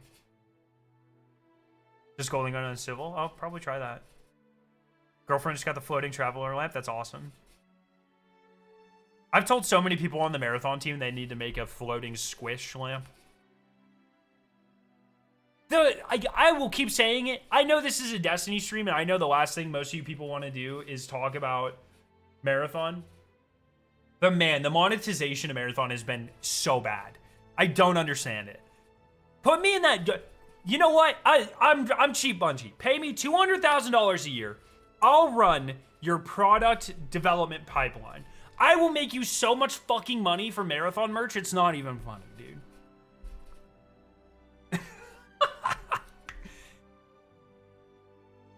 I just don't get it, man. Yeah. Did you see the community manager's tweets? Which one's Bingus? Randy Pitchford replied to a meme post about Borderlands Destiny game with raids and PvP. Maybe Borderlands 1-2. Or 1-2. Maybe Borderlands 12. I just called Borderlands 12 Borderlands 1-2, bro. I'm 6'7" brained. And 2042 is goated. Respectfully, I don't think Borderlands is capable of replacing Destiny.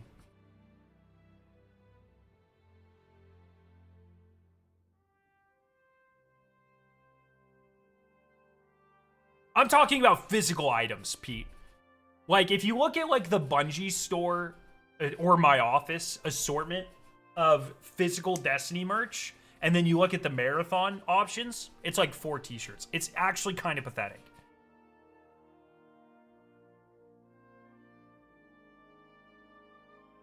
I don't get it.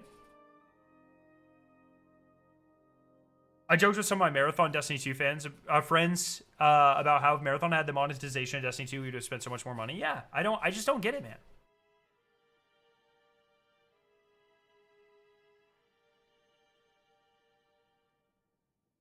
What other games should we try after Destiny 2? Are there any looter shooters coming up? Genuinely, how are they not selling those Martin shirts? I sent about 5 messages yesterday asking that. See ya, Chemo.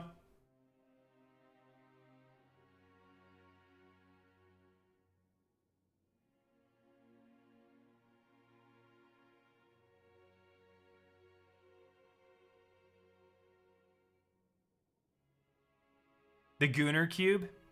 Yeah, fuck. I guess we're going to check out the Gooner Cube now. Might as well. Div 3 sounds humongous. Yeah, but it's a third-person slop, bro.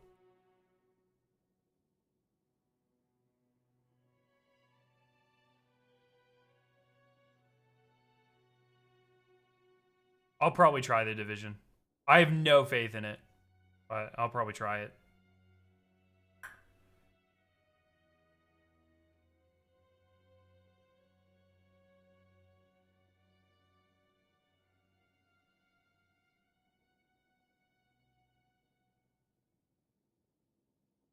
Why are you playing ranked last night off stream? Because if I play it on stream, I get stream sniped. I was trying to get to Diamond 1, but was not successful. Was not successful. Got really close. I was like 100k off of Diamond 1. I'm pretty gutted I didn't get it, but it's my fault for not trying earlier.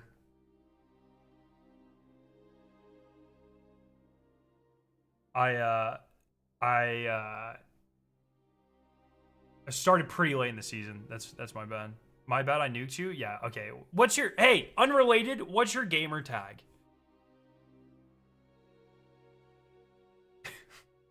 Hey, Bungie, ban this guy.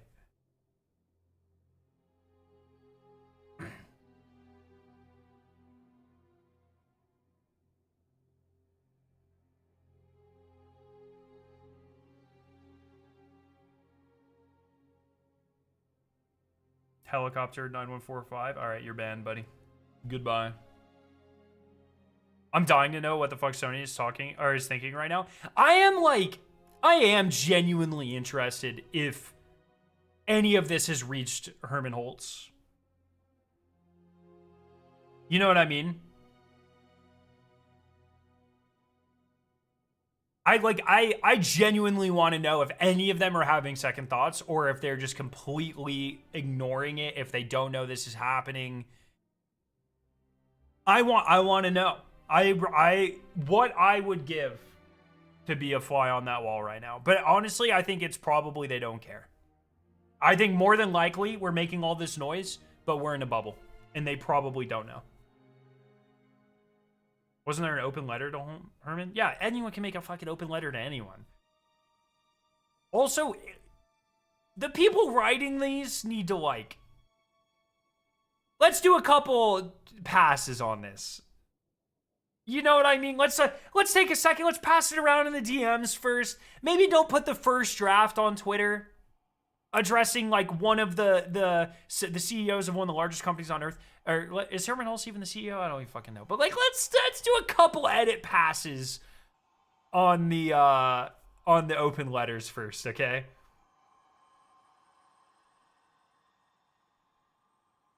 The people writing stuff like that are all trying to sound like Sephiroth.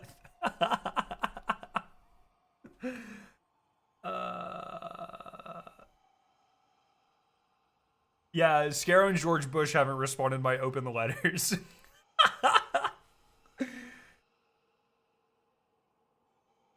I don't think they care, man. I genuinely don't think they care. I don't know. I tend to be a cynic with this type of stuff, but I just genuinely don't think they care. High Albedo, High Libido is a micro missile frame now. Kinetic micro missile. Pretty sick. Oh, you know what this is? This is to make up for the fact there won't be an artifact.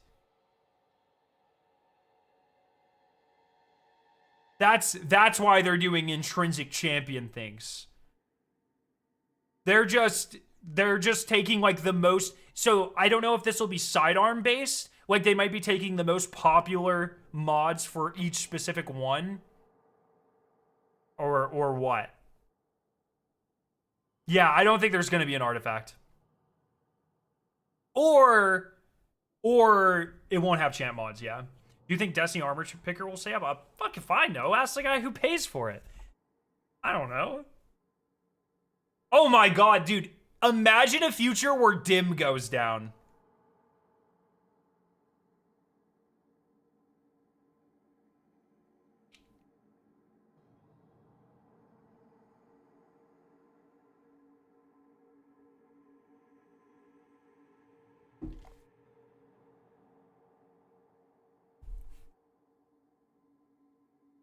You can self-host Dim? You can? Interesting. Well, I might do that. If Dim dies, I'll do everything in my power. I can't read that, bro. That's insane. That's an incredibly crazy Kong.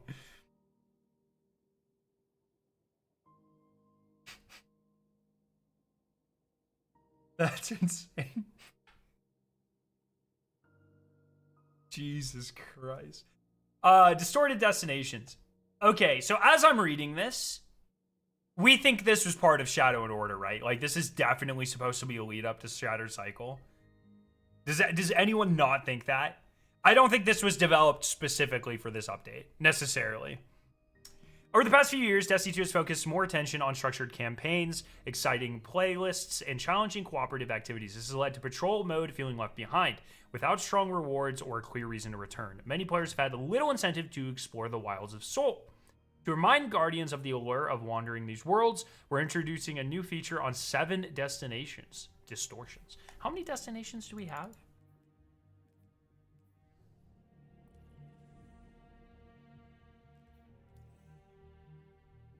One, 2, 3, 4, 5, 6, 7, 8, 9, 10. Oh, 11. I forgot about the Pale Heart. So it's probably...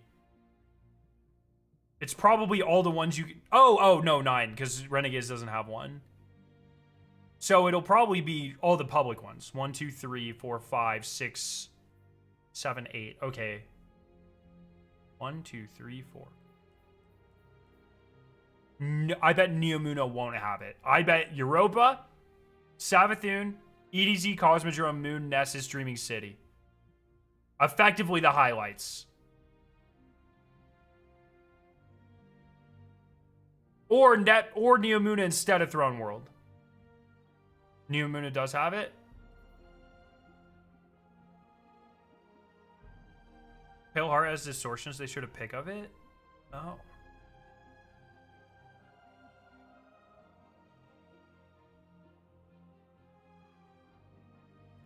Huh.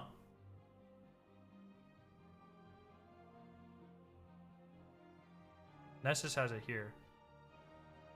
Fuck, this destination's so good, dude.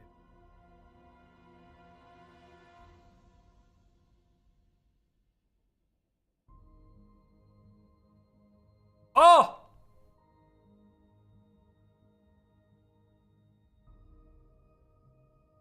Ah. I just noticed what music was in the background. Queen, thank you for the gift.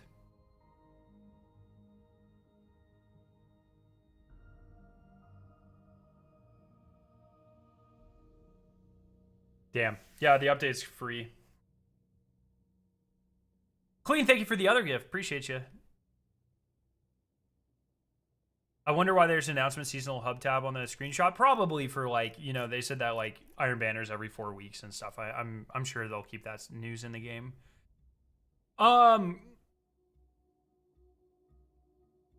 Distortions every hour, a different. I love how they're doing every hour. I think that's awesome. A different destination becomes the focus of distortions. The sky tears open, reality distorts, and corruption spreads. While distorted, the planet's enemies are empowered and more fearsome. So here they show the Cosmodrome. So we know the Cosmodrome's in. Here they show the moon, so we know the moon's in. It looks awesome.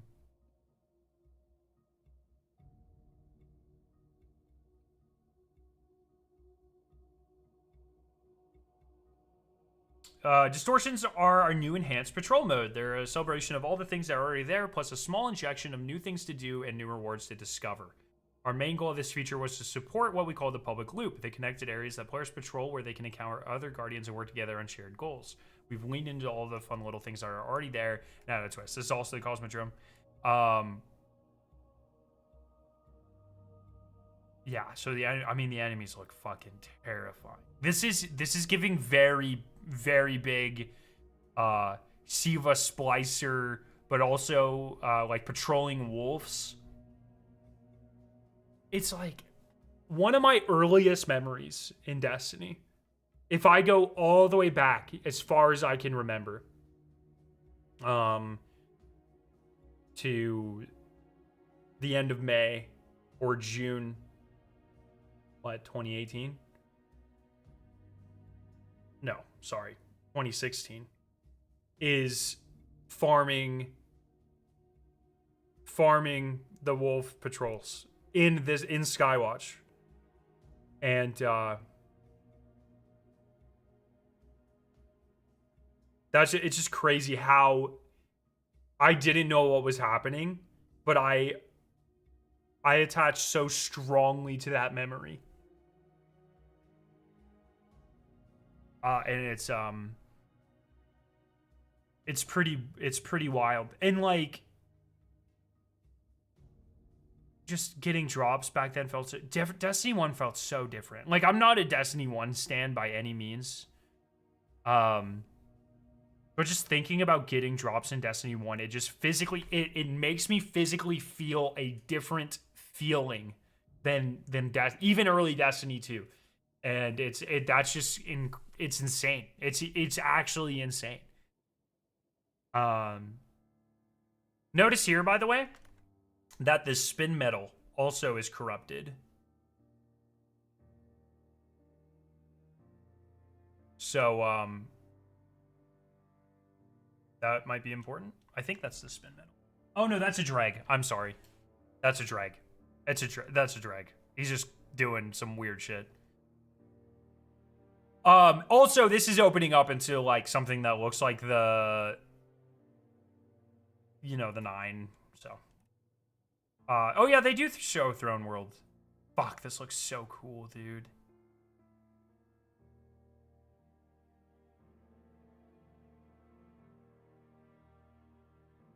Okay, so major copium, but there will be a major blockbuster reveal for State of Play. It could be that they announced SC2 will be dead for some years while they remake all the old content and the new expansion for Destiny Infinity. It would have leaked, man. We would know. We would know. People at Bungie would know. It's just not. I want it to be true. It's just not happening.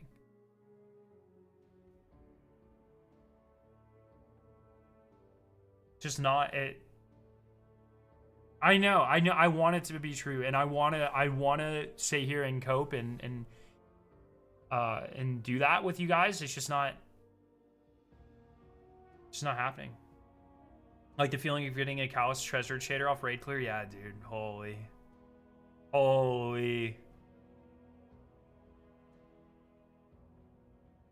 End of service didn't leak. Yeah, fucking fair enough.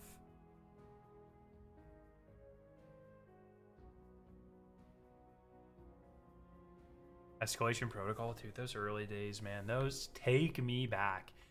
The feeling of getting...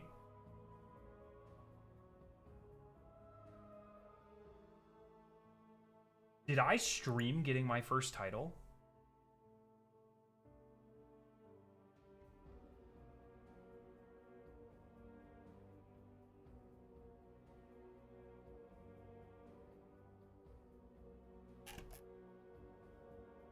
I've made so many thumbnails, dude.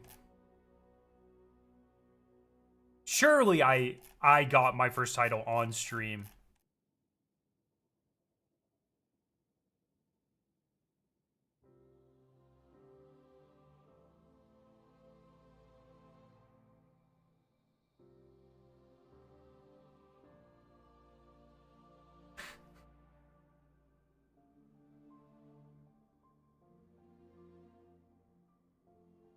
By oldest? I could try to stream by oldest. That's fine.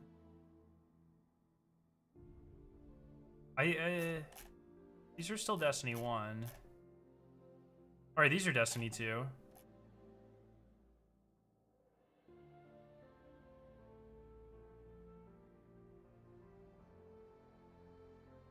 I used to use this stupid fucking font in my thumbnails. I hate that font. I don't know why I did that.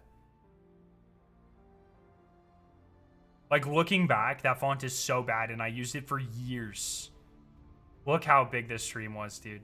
By far the biggest stream of my life, man. Like, in terms of how it changed the progression of things. Still the same arrow. I wonder if I can find the first time I used the arrow.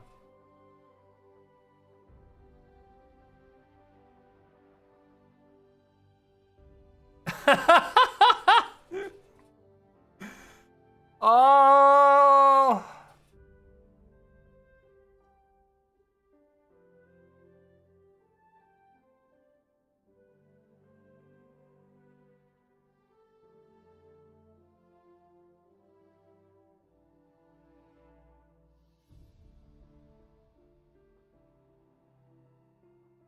Wait, was Dredgen my first? No! Wait. Other than that instance. Okay, so I think what's happening here is that's my brother. You broke your Xbox, okay? So what I'm gonna need you to do? No, I don't. I'm gonna need. Oh my God! No way.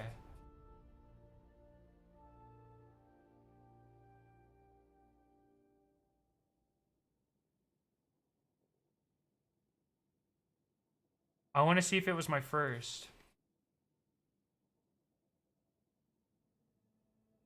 God, I'm so skinny. I hate looking at old pictures of me, dude. It just makes me feel fat. It makes me feel so fat, dude.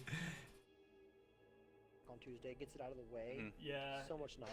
Do you work on Tuesdays? I mean, I'm off. Tyler? I'm off Tuesday. Yes. This I think Tuesday, the just biggest because thing. I worked the game today.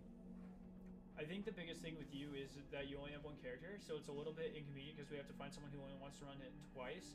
But I believe I straight up weigh like 15 again. Anyway, so I'll see if he wants to 50 pounds more than I did back then, or join channel or something I like really that. don't have too much But the I game, or believe the at the time direction being left. it's I only just on yeah, I'd have to risk on each browser. time.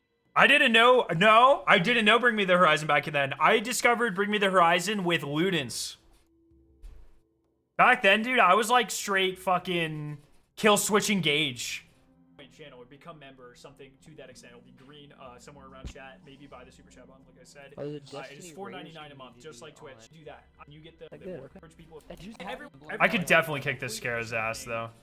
Never feel bad for not being able to do it, but it's there. I don't think I do either. Because also, my sound balance was so bad back then. That's insane.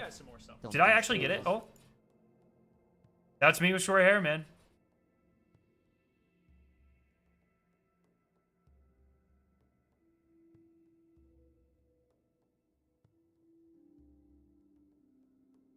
Streaming in 1080 like a nerd. Come on! Get you your thing. My first title. Call me. Wait, what? Get you your thing. What do you mean? What? Drifter was here?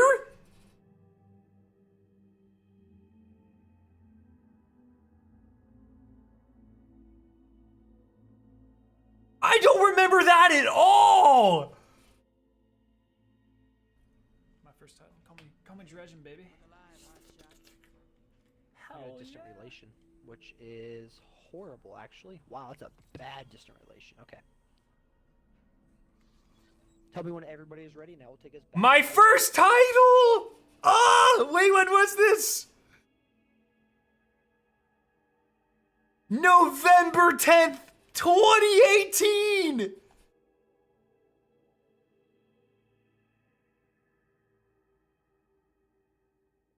Wow.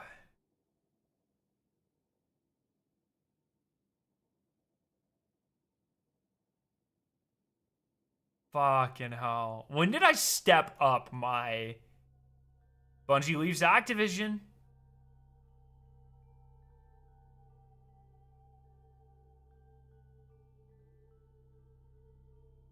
Anthem demo? Dude, my videos used to pull in. It's actually crazy. Like, my view count from here to Worthy was the peak of my career. Like, during Worthy, man, I would always have 700 to 1,000 concurrents. YouTube alone.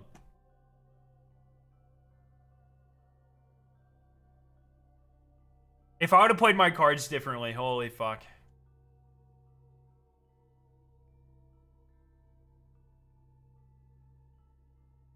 When did I step up my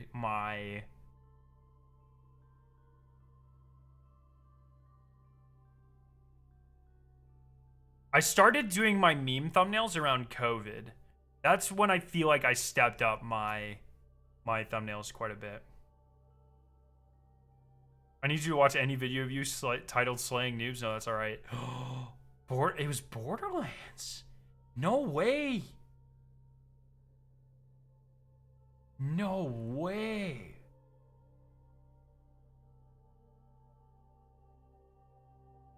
Why did I do a meme thumbnail for Borderlands and not for Destiny? The Empyrean Foundation? Fuck, man. Corridors of Time? I'm so tired here, man. I literally am I went to bed for like an hour. I have morning. What's up? Is it another hex? Dude, that's a long time to go without a symbol. I didn't sleep at all this week, so my voice was destroyed. Snake. Alright. Oh my god, dude. My first meme thumbnail for Destiny. Dominating elimination. Yes. Yes. Rahul using a hard light.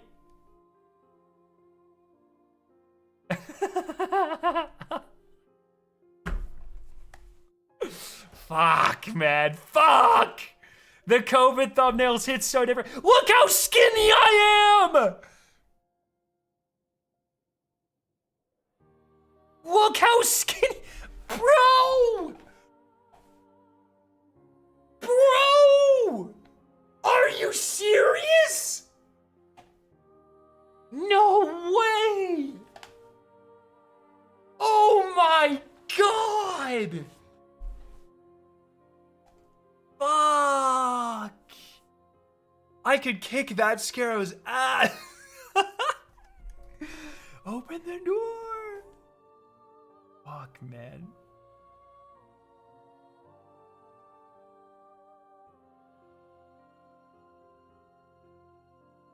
The chicken mask. Duo clear of Argos.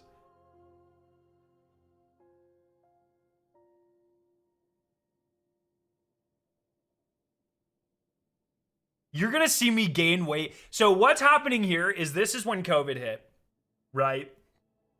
I am 22, 23. No, 22. This is when COVID hit and grad school started getting really stressful. So you're gonna see me like in real time start to gain weight.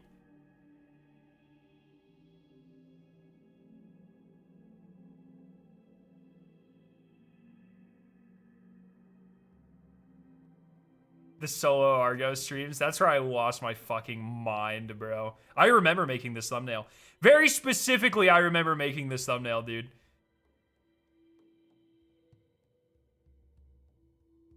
Wait, was there a Minecraft Dungeons stream?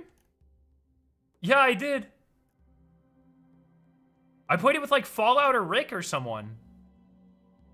The beard grows in real time too, yeah.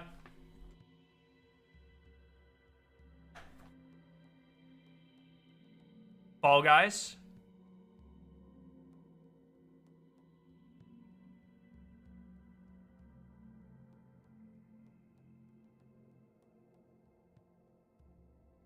I remember making that thumbnail too.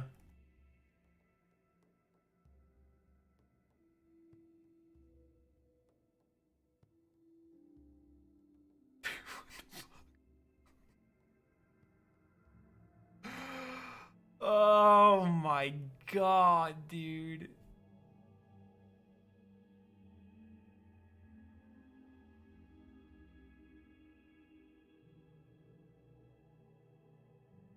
Wow.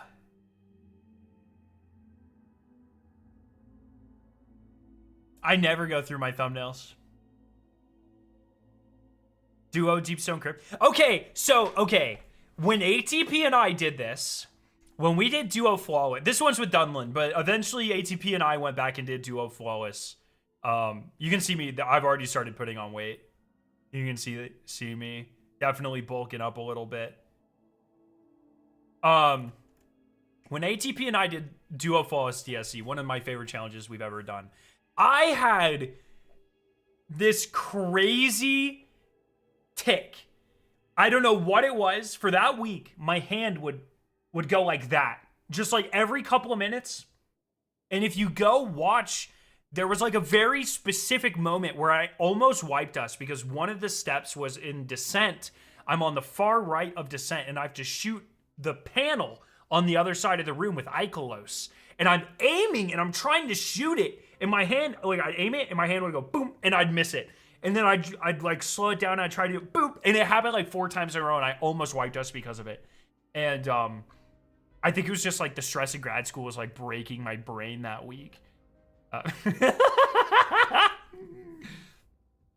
More like Skyburner's bad. That's so good.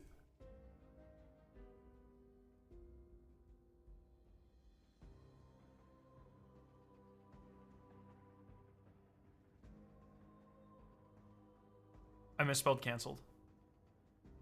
That's cool. Outriders. Oh, I think one thing I want to do, I haven't done like ranking videos in a long time. I think now that Destiny is ending, I think I'm going to go through and do my like final ranking videos. My final rankings of all the titles, my final rankings of the raids. If I'm feeling fucking stupid, I might do a final ranking of every exotic, since those are my biggest videos ever. I feel like I almost have to. It's gonna feel like that's gonna take a billion hours to put together, but I think I'm gonna go through and rank everything.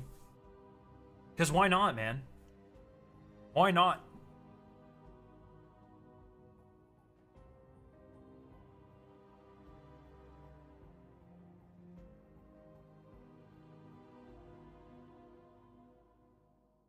Dude.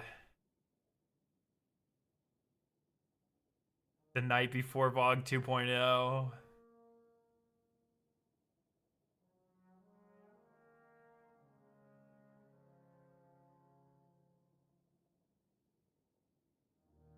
The solo GM era, where I tried to solo GMs.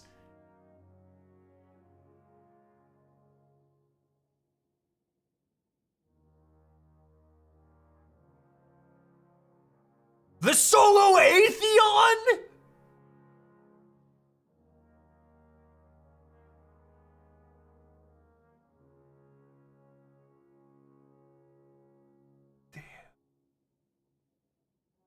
Probably my greatest thumbnail I've ever made. Me in a hot tub with Marasov.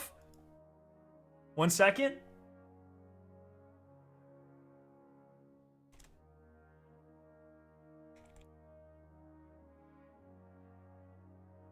Hell yeah, dude. That might be the greatest thumbnail of all time. We're in the galaxy pools, dude. Fuck.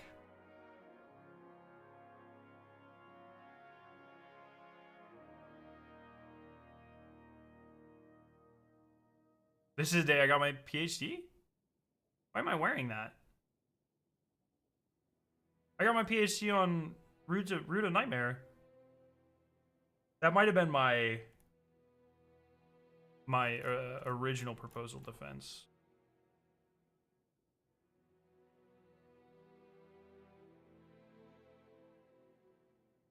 Fuck, man. All right. Or are you wearing jeans in a hot tub? Because Maro thinks jeans are hot.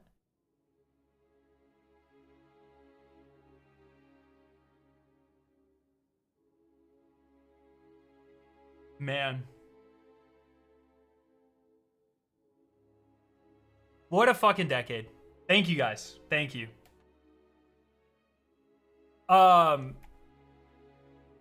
Every enemy will become distorted too, making them tougher, more aggressive, and a little more dangerous. Distortions won't massively change the low stress nature of patrols, but you may occasionally find an encounter that tests the skills of even veteran guardians. You'll also discover some familiar challenges in new places and some strange signals leading to hidden rewards. I'm excited about that. I'm guessing there's going to be little lore things. Hell yeah, K-Phil. Have you talked before about your interest in chemistry and why you pursued that path? I kind of fell into it. I just kind of fell into it, but I just happened to be good at it. Crazy how everything in Destiny feels like it both just happened and also like it was ages ago. Isn't that weird? I feel that too, man. You hear about the new Bring Me the Horizons album? Count Your Blessings? It's a re-recorded one, and I'm really excited for it, man. Oh. Speaking of rewards, and it is on Europa as well. So we know Nessus Europa, EDZ. No, we don't know EDZ. We know Nessus Europa, Cosmodrome, Throne World, Moon. So it will be 2 more of EDZ, Pale Heart,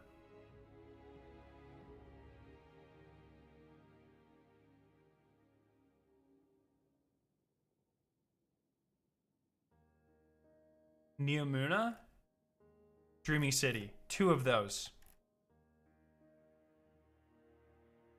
I hope Dreaming City, it deserves one. Dreaming City absolutely deserves one.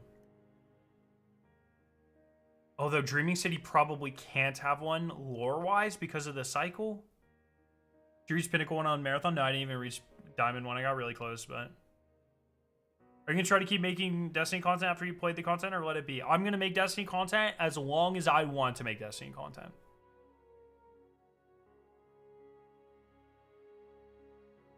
So, if I finish the content I don't want to make a video, I won't. If I want to make 10, I will.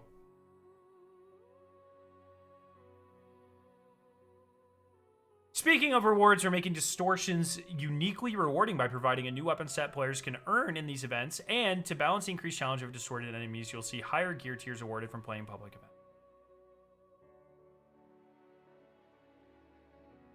Yo, Valkyrie, how you doing? Overall, excited to check out the distortions. Look for the telltale red glow and keep an eye on the timer for when a new planet will be targeted. Overhauling the portal. Since the release of Edge of Fate, we've heard your feedback on the portal loud and clear. Portal, the tab, is gone. However, we didn't want to remove quick access to Destiny playlists and content. While players navigate the director for numerous activities, we wanted a portal of sorts to quickly find the content you want to play when you want it. We're refactoring scoring, difficulty, and customization quite a bit to address feedback around this system. More on that in a later section. Portal activities, bonus engrams, bonus focuses, and the seasonal hub are still accessible. The portal ops categories are built in the director itself. In the director screenshot above, you'll see a row of familiar icons at the bottom of the screen. They're the doorway to a portal-like sub-screen, allowing you to access and configure activities you would like to play. You may have noticed in our director preview that there are a few returning icons on that row. Yes, Gambit will now have a portal category updated with scoring, and raids and dungeons will have an easy access point at the front of the director. Dungeon Ops will be retired, and this space will be simply a place to quickly find and play full raid and dungeon content. It really makes you think if they spent all the extra time... Okay, this really pisses me. I just noticed something that's really pissing me off. But, oh, maybe not. Maybe that's a design choice. The spacing is inconsistent between all of these, but it might be...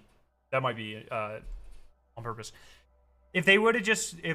If all of the extra time spent on the portal that then got undone in the light system and everything was spent on other things, would we be in this situation? Really makes you think, man. It really sucks because so much of this feedback, I mean, I gave so much of this feedback before it was ever implemented. And I know I'm just one guy. But, and like, I don't expect them to listen to everything I say, but it sucks. We also wanted to bring back more of Destiny's Legacy, and the following will be available. Battle Heist Mars, Battleground Heist Mars, that's a good one. I'm glad they brought that back. The Disgraced, The Lightblade, Scarlet Keep Corrupted, The Lake of Shadows. It sucks so bad that Arms Dealer, Lake of Shadows, and Inverted Spire are all the worst versions of those. That sucks. That's really unfortunate. It really sucks that we will never see the Pyramidion again. We'll never see Tree of Probabilities. We'll never see Garden World. We'll never see Savathun's Song, man.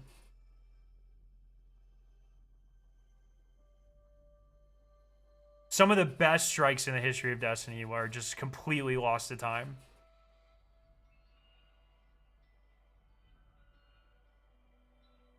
It sucks. Festering Core, I don't really care about that one. New Pinnacle Ops, Operation Seraph Shield, 0 hour. Does that mean that the only inaccessible exotic mission? Is it fucking Harbinger? Oh, Will of Thousands, dude, no. Will of Thousands is my favorite strike of all time, man. That hurts. I can't believe I forgot it. Hollow the Lair. Fucking Nokris. Destiny 2 Mars being lost to time is so sad, man. So much content we'll never get back. That sucks so bad.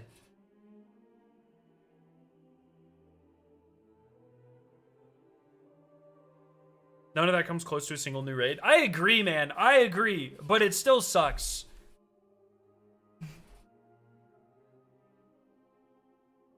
Oh, is Whetstone? Whetstone and Harbinger. Wow.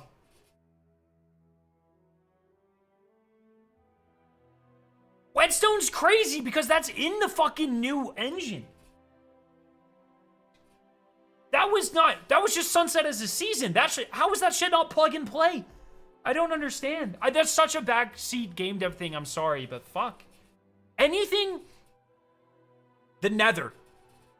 Fucking Court of Blades. I don't give a fuck. Anything that is post Beyond Light that isn't in the game is so sad, man. It's so sad. Bad juju to other side.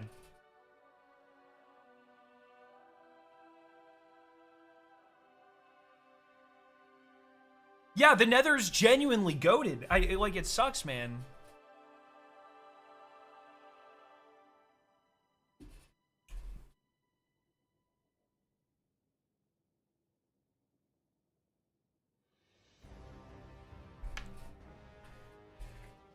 Even pre-Beyond Light, but the pre-Beyond Light stuff they have to like take time and like remake.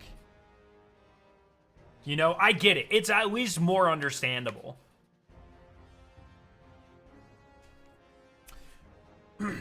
New arena ops override. It's nice that we're gonna override back, I guess. On a 4-week map rotation. Portal ops are getting a difficulty overhaul with Monument of Triumph. I'm never gonna get that right. The overarching theme is less math, more playing Destiny. Great. This is one of my main pieces of feedback. I really hated how it was. Right now, difficulty, rewards, and progression are too intertwined. Plus, a bunch of variables are tossed up on top. Power, armor, and the rewards, pass, score, bonus. They require far too much planning and thought for players to just dive in and play. During development, we've simplified it, playtested a bunch, and simplified it even more to address player feedback. So when we say we made the system simpler, what do we mean? Now when you select a difficulty, you will always hit a default reward rank, which will result in a default reward tier without adding any modifiers. The table below helps illustrate what reward tier to expect. But what is the role of modifiers now? In this simplified world, mods exist to allow higher scores to be reached without stepping up the difficulty and level, to offset the cost of any selected boons, and to provide an additional completely optional challenge. If you want to earn tier 4 gear but don't want to face champions, play at expert and add some mods. Don't want to deal with the tougher, more aggressive combatants at Grandmaster but still want to earn an S tier grade, play at Master with a few mods of your choice and you'll get those tier 5 rewards. Every difficulty can have enough mods applied to bump you up one reward rank and reward tier. Additionally, while the reward tier, fuck me, will now cap at Grandmaster with tier 5 and S, it did not feel right to remove ultimate difficulty from the game. So we're leaving ultimate in for Guardians who enjoy playing at the highest challenge level possible. That's a W move. S plus rank will purely exist for your bragging rights. That's a good move. Have you seen the marathon? Prescott has 60 minutes of season 2 B-roll? No, I haven't. We'll check that out at some point, but.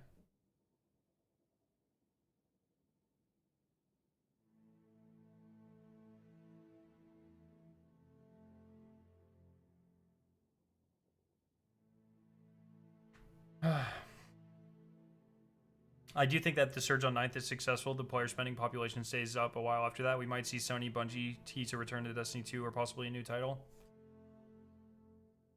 I don't know. Like, is there a world they return to Destiny 2? You know what I mean? Like, they release this, they lay a bunch of people off in a year. They're like, all right, we're coming back. And then what? We mourn it again in a year after that? Like,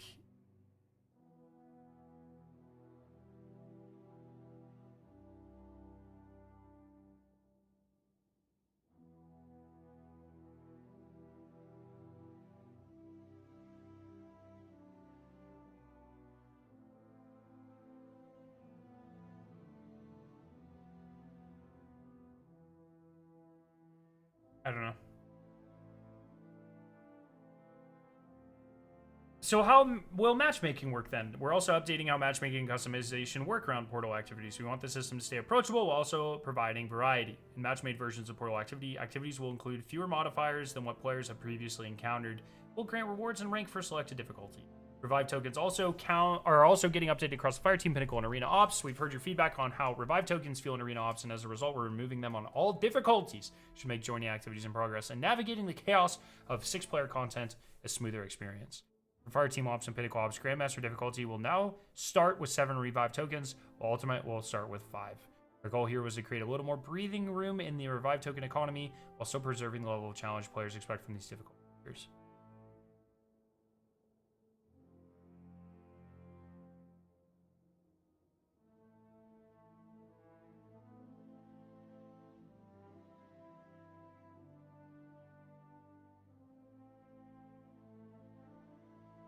I don't know. I'm thinking of all these past activities and these past seasons, and I just can't. I just feel like I never appreciated it enough, which is a fucking insane thing to say when I have a billion hours in this game and I've covered it as a hobby for 10, 12 years, and I just feel like I just never I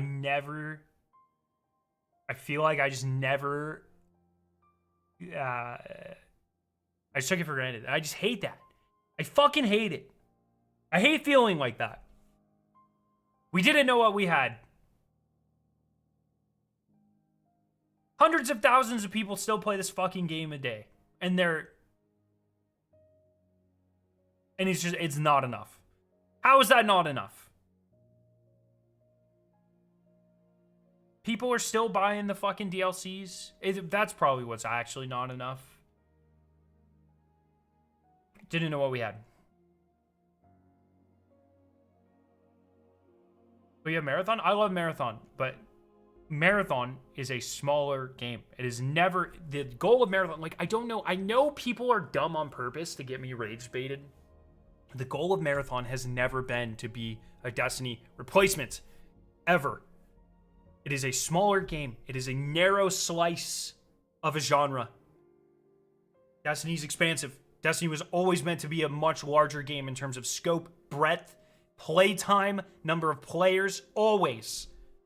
Always. That has always been the intention.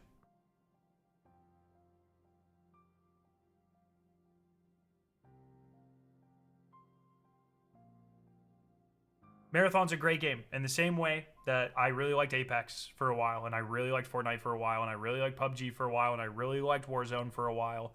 But all of that time, those were supplemental games to Destiny. They won't survive with just Marathon. I think that's a little silly of a take. Obviously it'll be a lot different. It'll be a lot smaller of a studio, but I mean, plenty of studios exist with a game smaller than Marathon. You know what I mean? Like, it's not. I don't know. I think that's a bit hyperbolic to say, but it won't be the same. There's no denying that. And like, clearly letting the Destiny IP wither away is like such a fucking flounder. It's not even funny. And then once again, I choose to, I think, in my opinion, all of that is on Sony in terms of like making the decisions right now. Previous decisions, absolutely the Bungie leadership, but right now I think to me this is just Sony's got to be holding it up. That's it.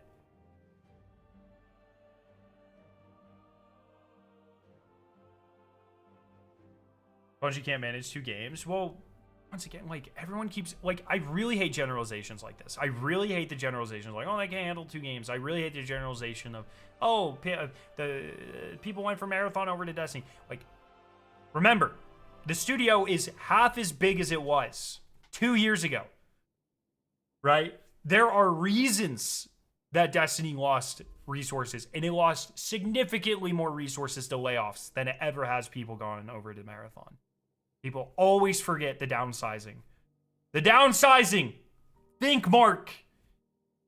How many people lost their job and everything? And how did that hurt the studio going forward, the morale, the culture of the studio going forward?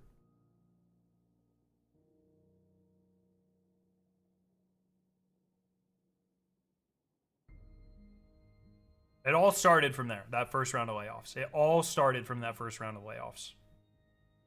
Which, once again, at the time, all reports said Sony did not ask for. That was a Bungie leadership decision.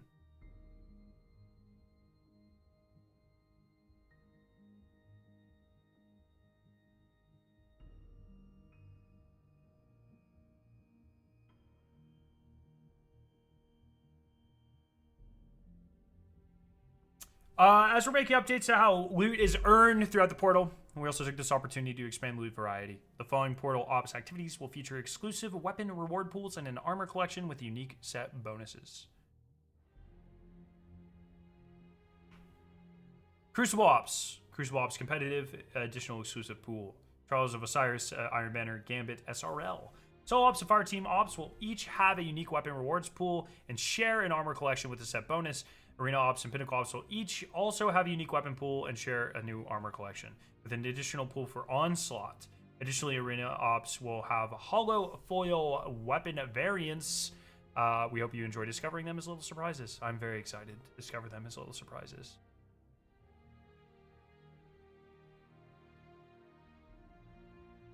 That's so weird. They effectively private equity played their own company. Yeah.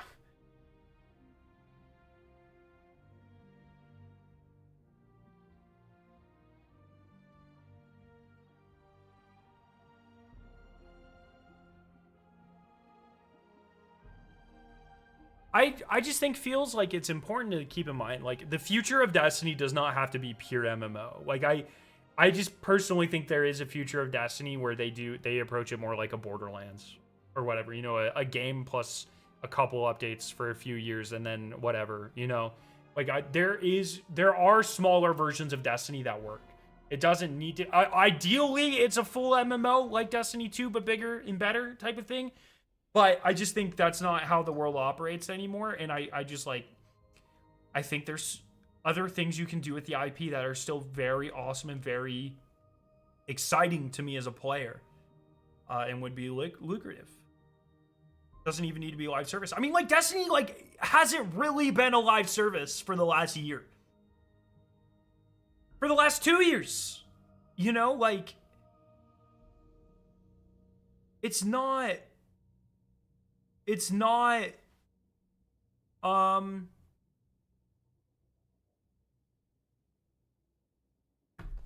mean, you know, I don't know, man. Toes, can I get your reaction to the third-person Genshin style thing? Jason mentioned that Luke was, yeah, Payback. You know, I would rather that than no Destiny content, I guess.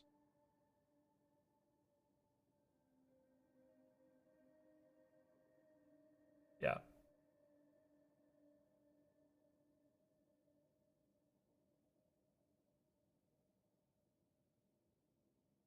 I'm not from the USA. If I was near Seattle, I'd probably write, "We want Destiny 3 on a board," and stand outside their office. Once again, this is not a Bungie decision. This is a Sony decision. I'm, like, so confident in that. I stand with Acid Crossing. Glad Destiny has Aura. Great. Great. Cool. Yes. Yes. I too will spend the last month of my game doing stupid things.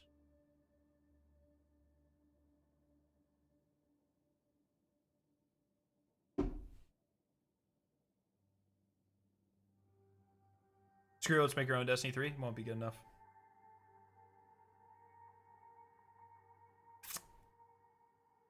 I would love to see the Destiny IP branching in other game types. I know it's a big ask, but The Witcher 3 or Red Dead 2-esque game with Destiny IP would be nuts. Yo!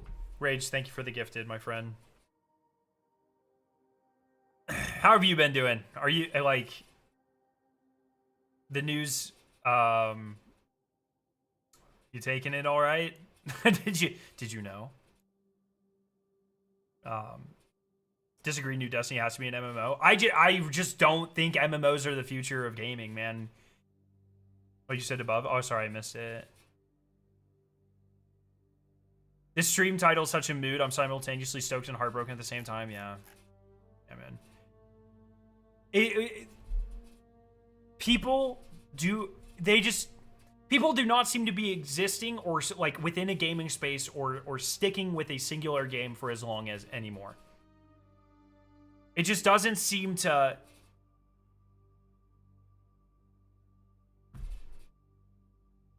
It just doesn't seem to work anymore, man. I think there's plenty you can do with the IP. But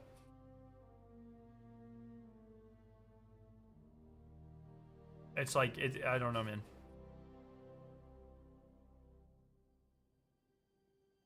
Who cares if it works? Is it fun? Well, I mean, like, unfortunately, companies have to make money. Now, as much as I would love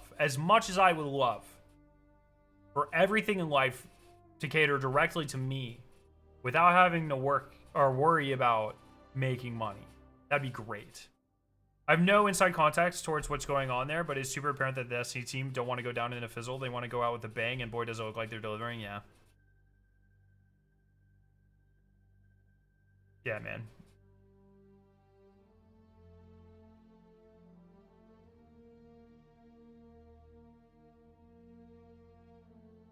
Well, WoW still does well enough. I would be very interested in seeing the development cost of WoW compared to Destiny. I'm very interested in that and Final Fantasy.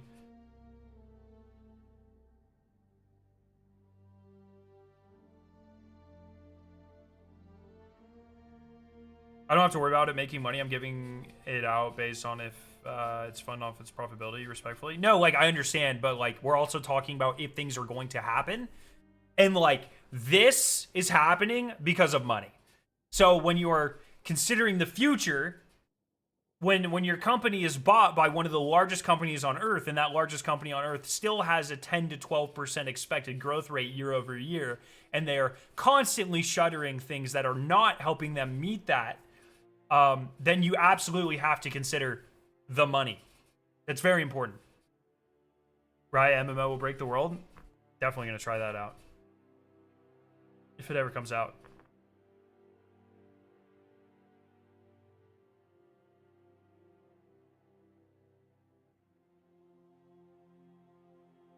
Yeah, but it could have been for a ton of reasons. Maybe it wasn't money. It was money. It was money. We have enough internal reporting to say it's money.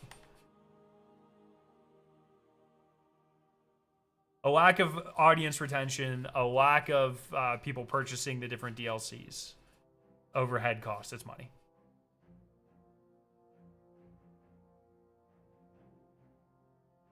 All right, Stanley. I'm not in the mood, bro. I'm going to put you in a 1-minute timeout.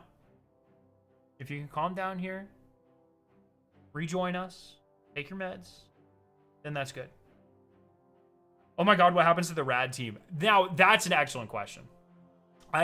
This is something that I am personally, like, as someone who works in a professional field, and like when I see projects get shut down, I always get very worried about losing the talent and, like, you know, people I like on a personal level and people that I recognize have like generational knowledge. I am so worried. Like, what Destiny has Bungie has world-class talent. The rad team, I don't want anyone to lose their jobs. Like, to be clear, everyone there should be gainfully employed and be able to work on what they want to work on. That I've just believed that about pretty much every industry.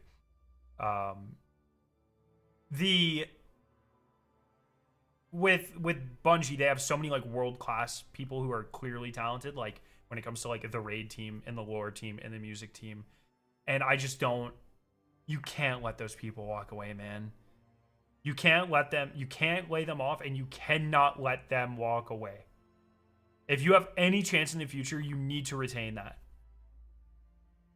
You absolutely, the people that are still there from the Halo games that aren't, you know, hopefully all the bad ones are gone, but like the people that are still there from the Halo days, your Christopher Butchers, your Dan Millers, Like it or not, your Tyson Greens, all of these people, they are going to have such important knowledge that is going to be, whether they're working directly on games or not, is going to be so important for the next generation of people coming up within Bungie. You cannot let them go.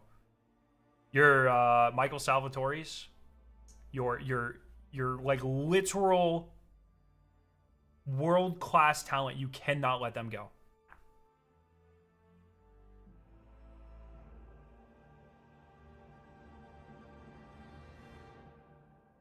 And I'm worried about that. What happens to Destiny 2 story campaign? What do you mean? Everything that's currently playable will remain playable.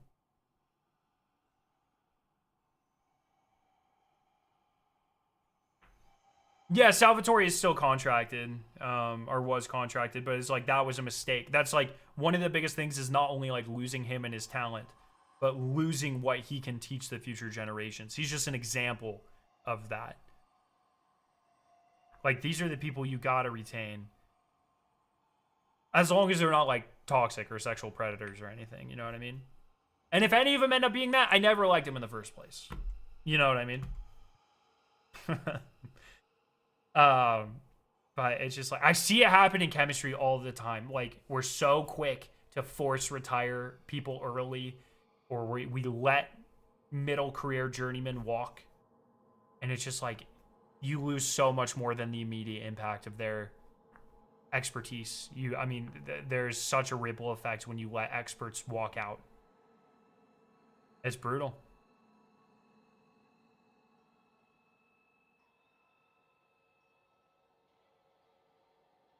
Like, did they finish the campaign? No. We are not getting any more campaign content. Tyson's a bad leadership, though. Like, he shares the responsibility. And at some level, yeah. Like, you do have to, from a gameplay perspective, Tyson, Robbie, like, they made bad bets and whatever on the portal. They weren't fast enough to react. Sure. When it comes to the business side of things, that's not a Tyson thing. Like, if we're talking about layoffs or cadence or whatever, that might be partially Tyson. I think a lot of that was probably decided before he took over. But that's a, that's a Pete thing. That's a Justin Truman thing. Like, they have to answer to people as well that help dictate the structure of this stuff. And I'm sure there's probably a level in between them, like a VP of Destiny. I don't really know who that is. But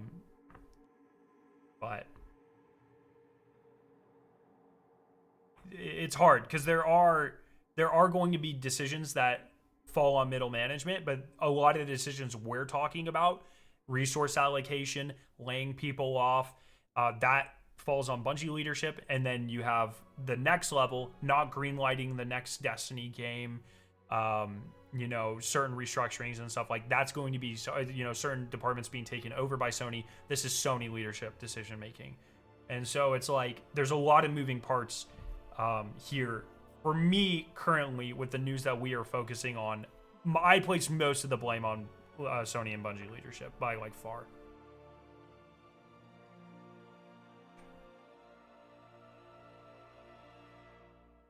Yes, the story for Destiny 2 is very incomplete, yes. And it will remain incomplete.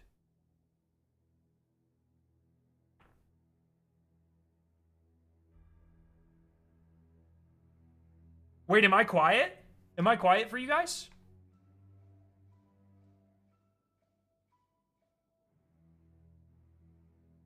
Or no? No? Okay.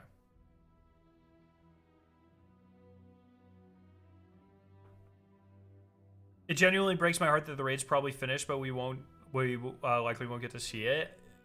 Yeah, there is going to be so much, like, I'm just going to assume everything's like 75% done.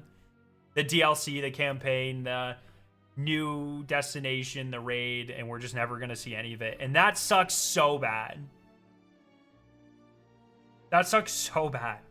There's a lot of things that suck, and that's one of them.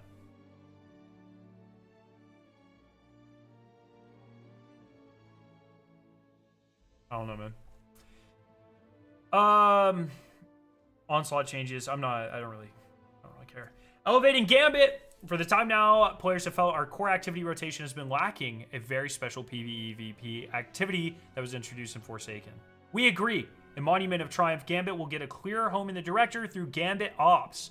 Our focus is on better placement, stronger reward support, and more legible reward structure while keeping the core activity familiar for players who already know how Gambit works. Integration into the portal means Gambit Ops will have its own tiered reward pool and a new armor set bonuses, reprised weapons, as well as bonus drops and bonus focus.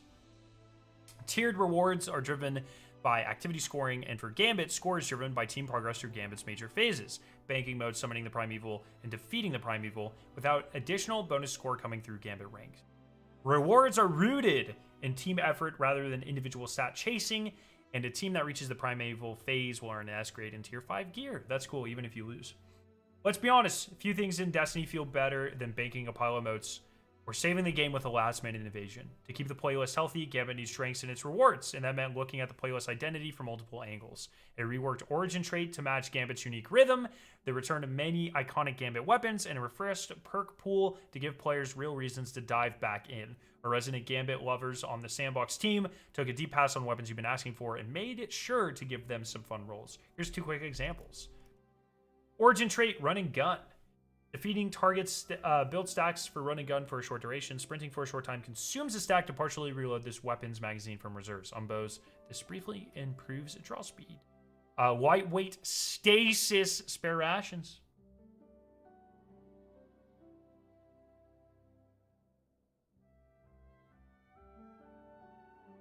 Pretty excited, man. Gonna be good. Wonder if we're getting epic dungeon lore refresh. What do you mean? Epic dungeon lore refresh? I don't know what that means. For having 10 plus years of story, you think there would be a final end game for this kind of event? Well, they didn't expect to close the doors on Destiny. At this point, I'm ready to accept this as a scummy marketing tactic to bring players back. I don't think they can do that because I think that's technically lying to investors.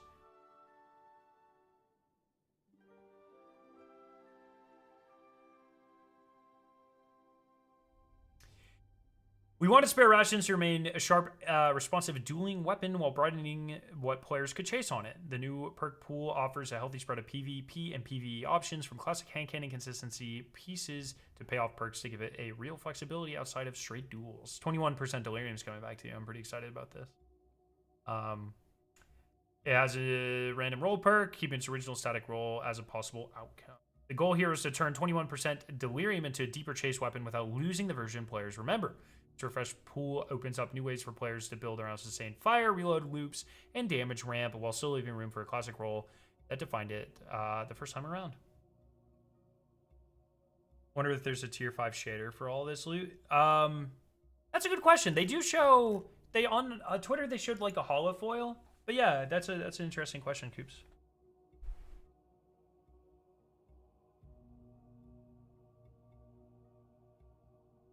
Crucible playlist rotation. I don't really care. Heavy Metal's coming back. You can be the Cabal Behemoth. And they added a new map, Nightfall Station. That's kind of cool. Marsy version of the final mission. Pretty sick. SRL.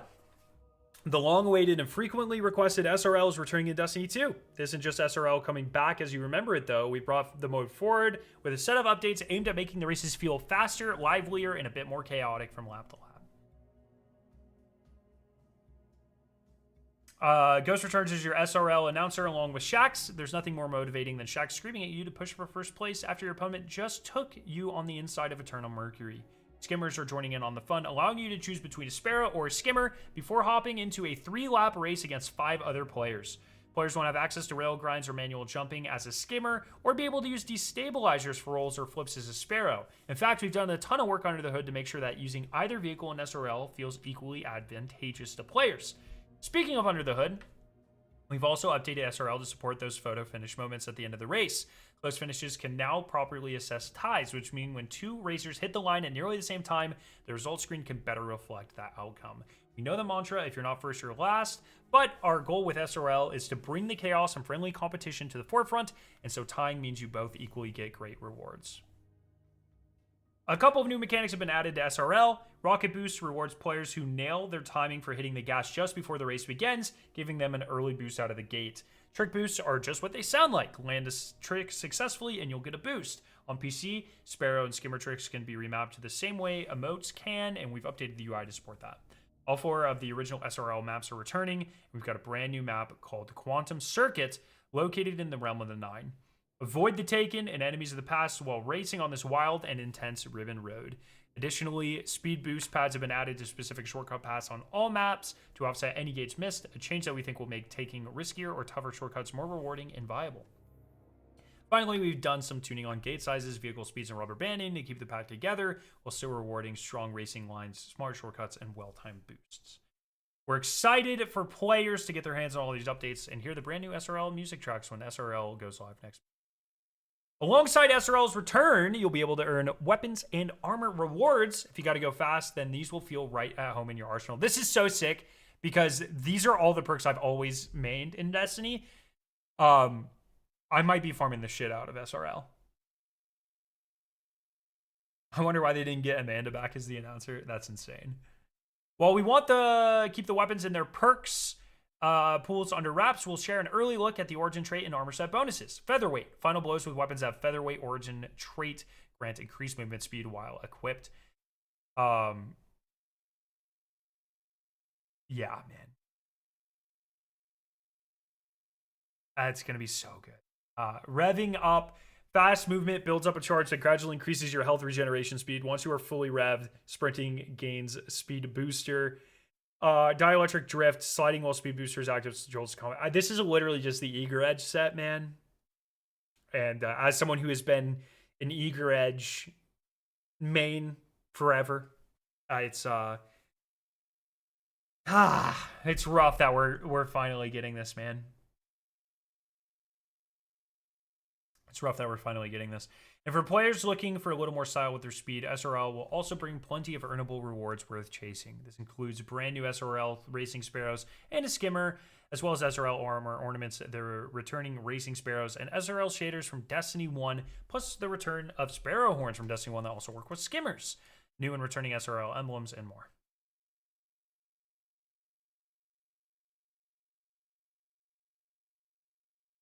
New ammo on frame, by the way. Super fucking sick. This sword is insane.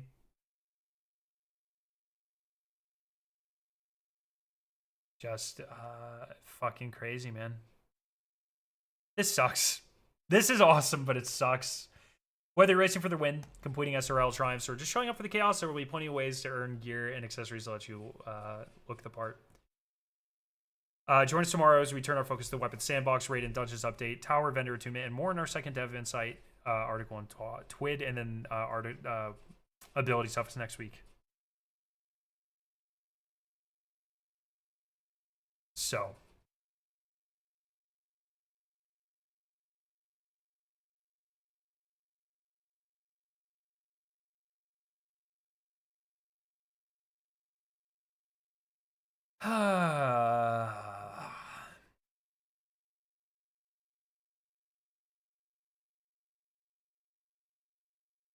They were teasing some stuff on Twitter as well. They've been replying to people.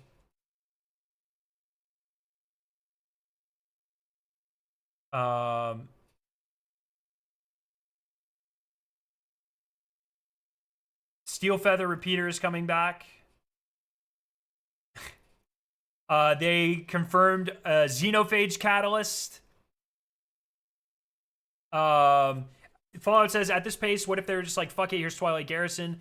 Destiny 2 team replies, we aren't going to say that, but we have some changes to the Thruster ability Titan that may bring you some joy. Ability sandbox next week. Trophy Hunter is coming back. They're bringing back Warmind cells. They're challenging us to crash the servers.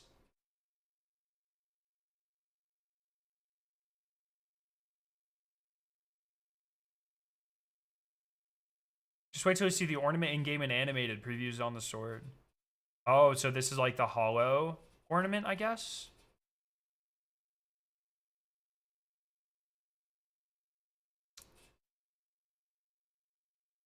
Okay, 12 and 2 Eastern tomorrow.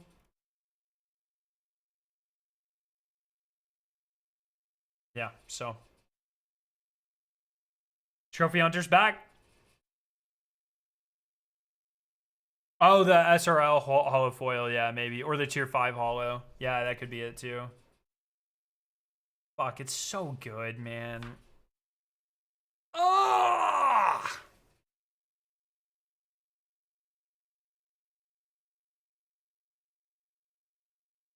I did see the Martin shirt. I sent that to many. Actually, I've got one more person I need to send that to.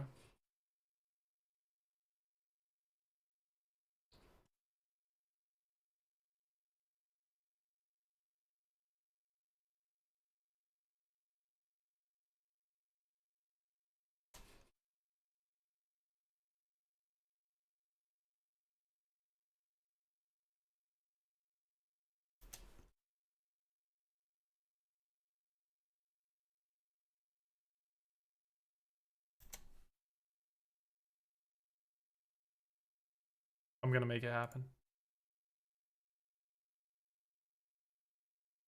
Ah.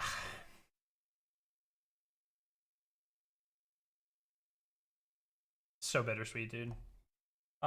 Let's read the Paul Tassi article from today.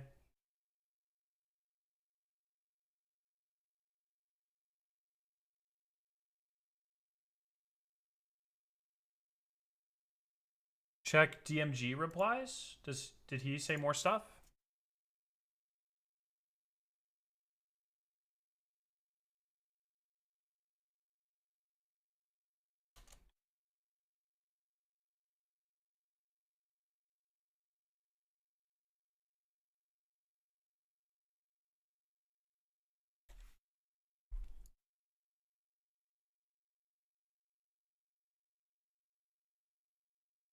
Oh. No holoflows for the Brave Arsenal from Into the Light will not be returning. Those will remain unique to Into the Light. Okay. New holofoil for Monument of Triumph will be available on these weapons, though. Gold? Okay. It's a very DMG ornament.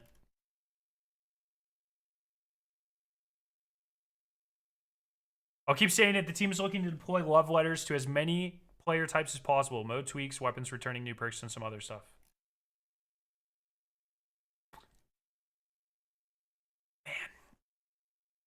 Man. Man.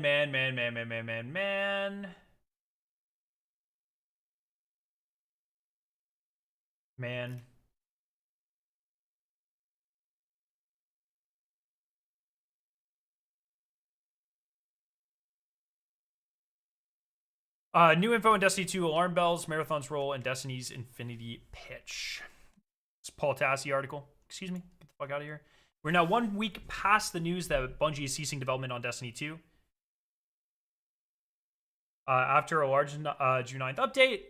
Not to add to the emotion, but I have new information about all this spanning for when things really started to go wrong with Destiny 2. What role Marathon had here, and the pitches that were ultimately rejected concepts about how to continue things forward. From my sources, here's a breakdown of what I heard.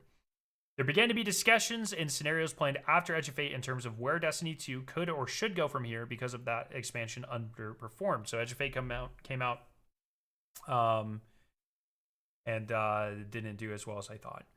Those discussions got way more serious when Renegades did even worse, which I find fascinating. I thought, probably like Bungie and Sony thought, I thought the Star Wars thing was going to be like way more impactful. I guess that shit just doesn't work anymore. So, thoughts on the blog, dude? I mean, we're getting so much fucking good at stuff. I'm so excited for this update, but I don't want it to be here. You know what I mean?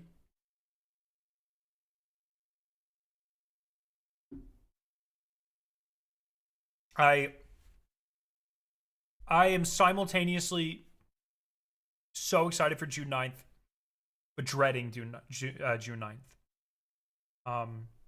Every one of these updates that we read, I am just so hyper aware that it's closer to the last one. And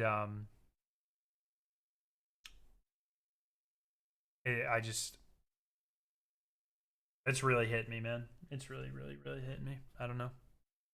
Oh, man.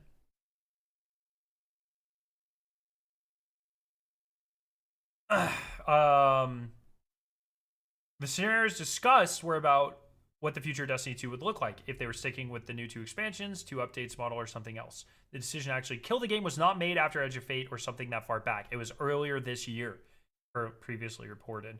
I have to imagine that's mostly Sony. The idea was scrapping the 2 expansion model and going back to one big expansion again and renaming the game Destiny Infinity. The goal there was a kind of relaunch as opposed to doing a true Destiny 3 to kickstart momentum. Destiny 3 was considered as ever, but things didn't swing that way. My sources have no belief it is coming at the moment. With all options on the table, the main problem was that any and all of it cost a ton of money. Talking to multiple industry people, Jason Schreier's recent theorizing that building a Destiny 3 from scratch would cost $500 million before marketing and post-launch. It is not unreasonable in the current state of the industry. Lab, thank you for the 15 months. Thank you.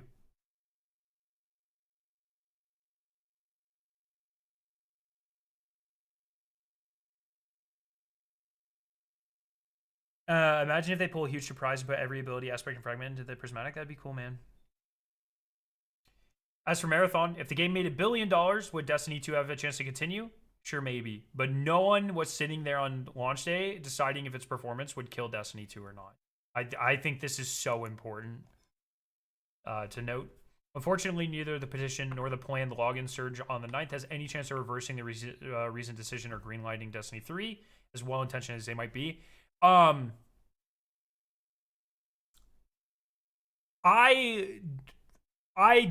have been told by a couple of people that internally they are, like, the devs, the small devs are very excited by the petition and the sort of us wanting to crash the servers. That's at least making them happy. I don't know about Sony leadership. I don't know about Bungie leadership. I don't know. But people are seeing it internally and they're very happy about it. So, it's better than nothing. You know what I mean? You know what I mean? From here, Bungie needs to land a pitched game and get something in the works. There's no info on the exact metrics Marathon needs to hit to become a win. All eyes are on Season 2 and the free week, but the console audience has proven they really do not care for this thing. That, to me, that's more of an embarrassment on PlayStation. I mean, the fact that their own fucking console, the audience there isn't buying it, like, that's way more, in my eyes, of a failure on Sony marketing than Bungie. Personally. Edge of Fate is where things began to get really wobble. Renegades is when the alarm sounded. While multiple ideas, including a relaunch or sequel, were discussed, everything was deemed to cost too much. Just don't get it. There's so much in between those ideas and doing nothing. And I cannot believe we settled on doing nothing.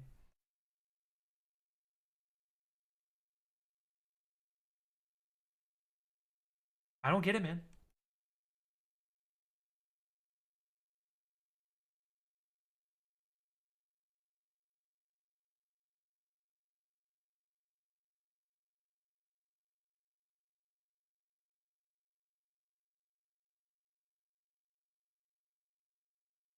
Another brand new Bungie IP could be huge. For all intents and purposes, man, Marathon is a new IP. I mean, I know it's a relaunch of an existing IP, but everyone who played the original Marathon is fucking dead. You know what I mean? That's fucking Dark Ages bullshit. It is, for all intents and purposes, everyone playing Marathon, it is a new IP. So I don't know, man. Create a new Breakthrough Palmer and become a billionaire. The thing that I've learned in my life is people who invent things rarely actually become billionaires. People who take advantage of people who invent things are the ones who become billionaires.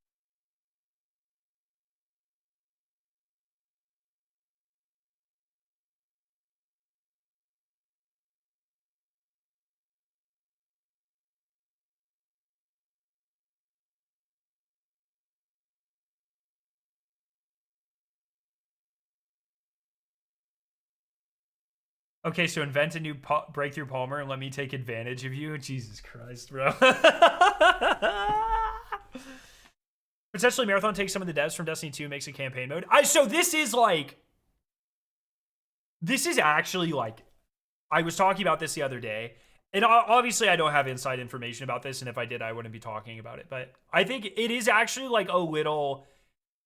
I don't know if funny is the right term. But it is amusing to me that there's a non-zero chance that the announcing and finally like giving in and doing some PvE content for Marathon, there's a non-zero chance that's directly linked to Destiny ending, and now they don't have to worry about competing with them. They're like cannibalizing their own audience, and I just actually find that like interesting, sort of funny in a dark humor type of way. And yeah, ironic. And I do think, like, unironically, I think the plan is to build Marathon into, not into Destiny, but into a much broader game. I keep saying Marathon is not Destiny. It is a very narrow game. And I don't think the prospect of growing Marathon killed Destiny, but I think Destiny dying allows the Marathon team to now expand the game in ways that they weren't able to before. Because once again, you need to be very careful that you're not cannibalizing your own audience. And I think that's something that they're just not worrying about right now. And I think it's going to cause Marathon to balloon. I don't think it'll ever be Destiny. I don't think it'll ever be anywhere near Destiny.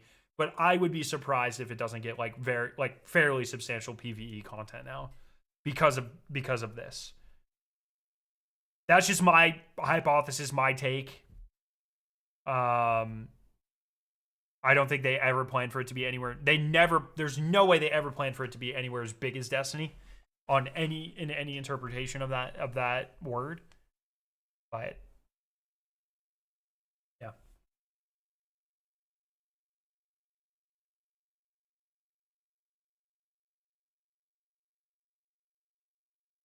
That's what Blizzard was going to do with Overwatch. Start as a hero shooter, turn to MMO. Really? I've never heard that before, actually.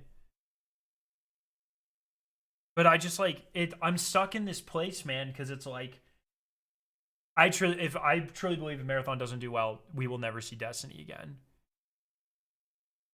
But if Marathon does do well, do we ever see Destiny again? Like I don't. I think like unrelated to Marathon, it's like, will they ever invest in Destiny ever again? I don't know, man. I don't know.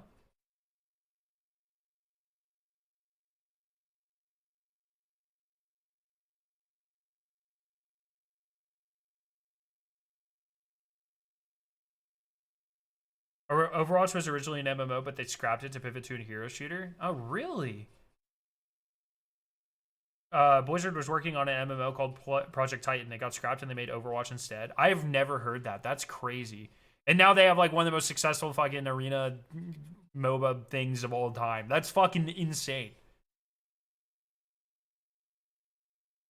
Remember when Xbox passes at Destiny cost too much? Yeah, the direct quote was their burn rate was too high.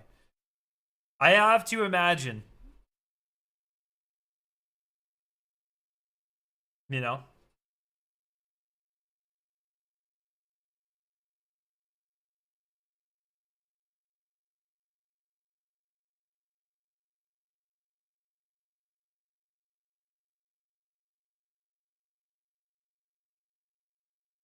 Yeah. Yeah, man.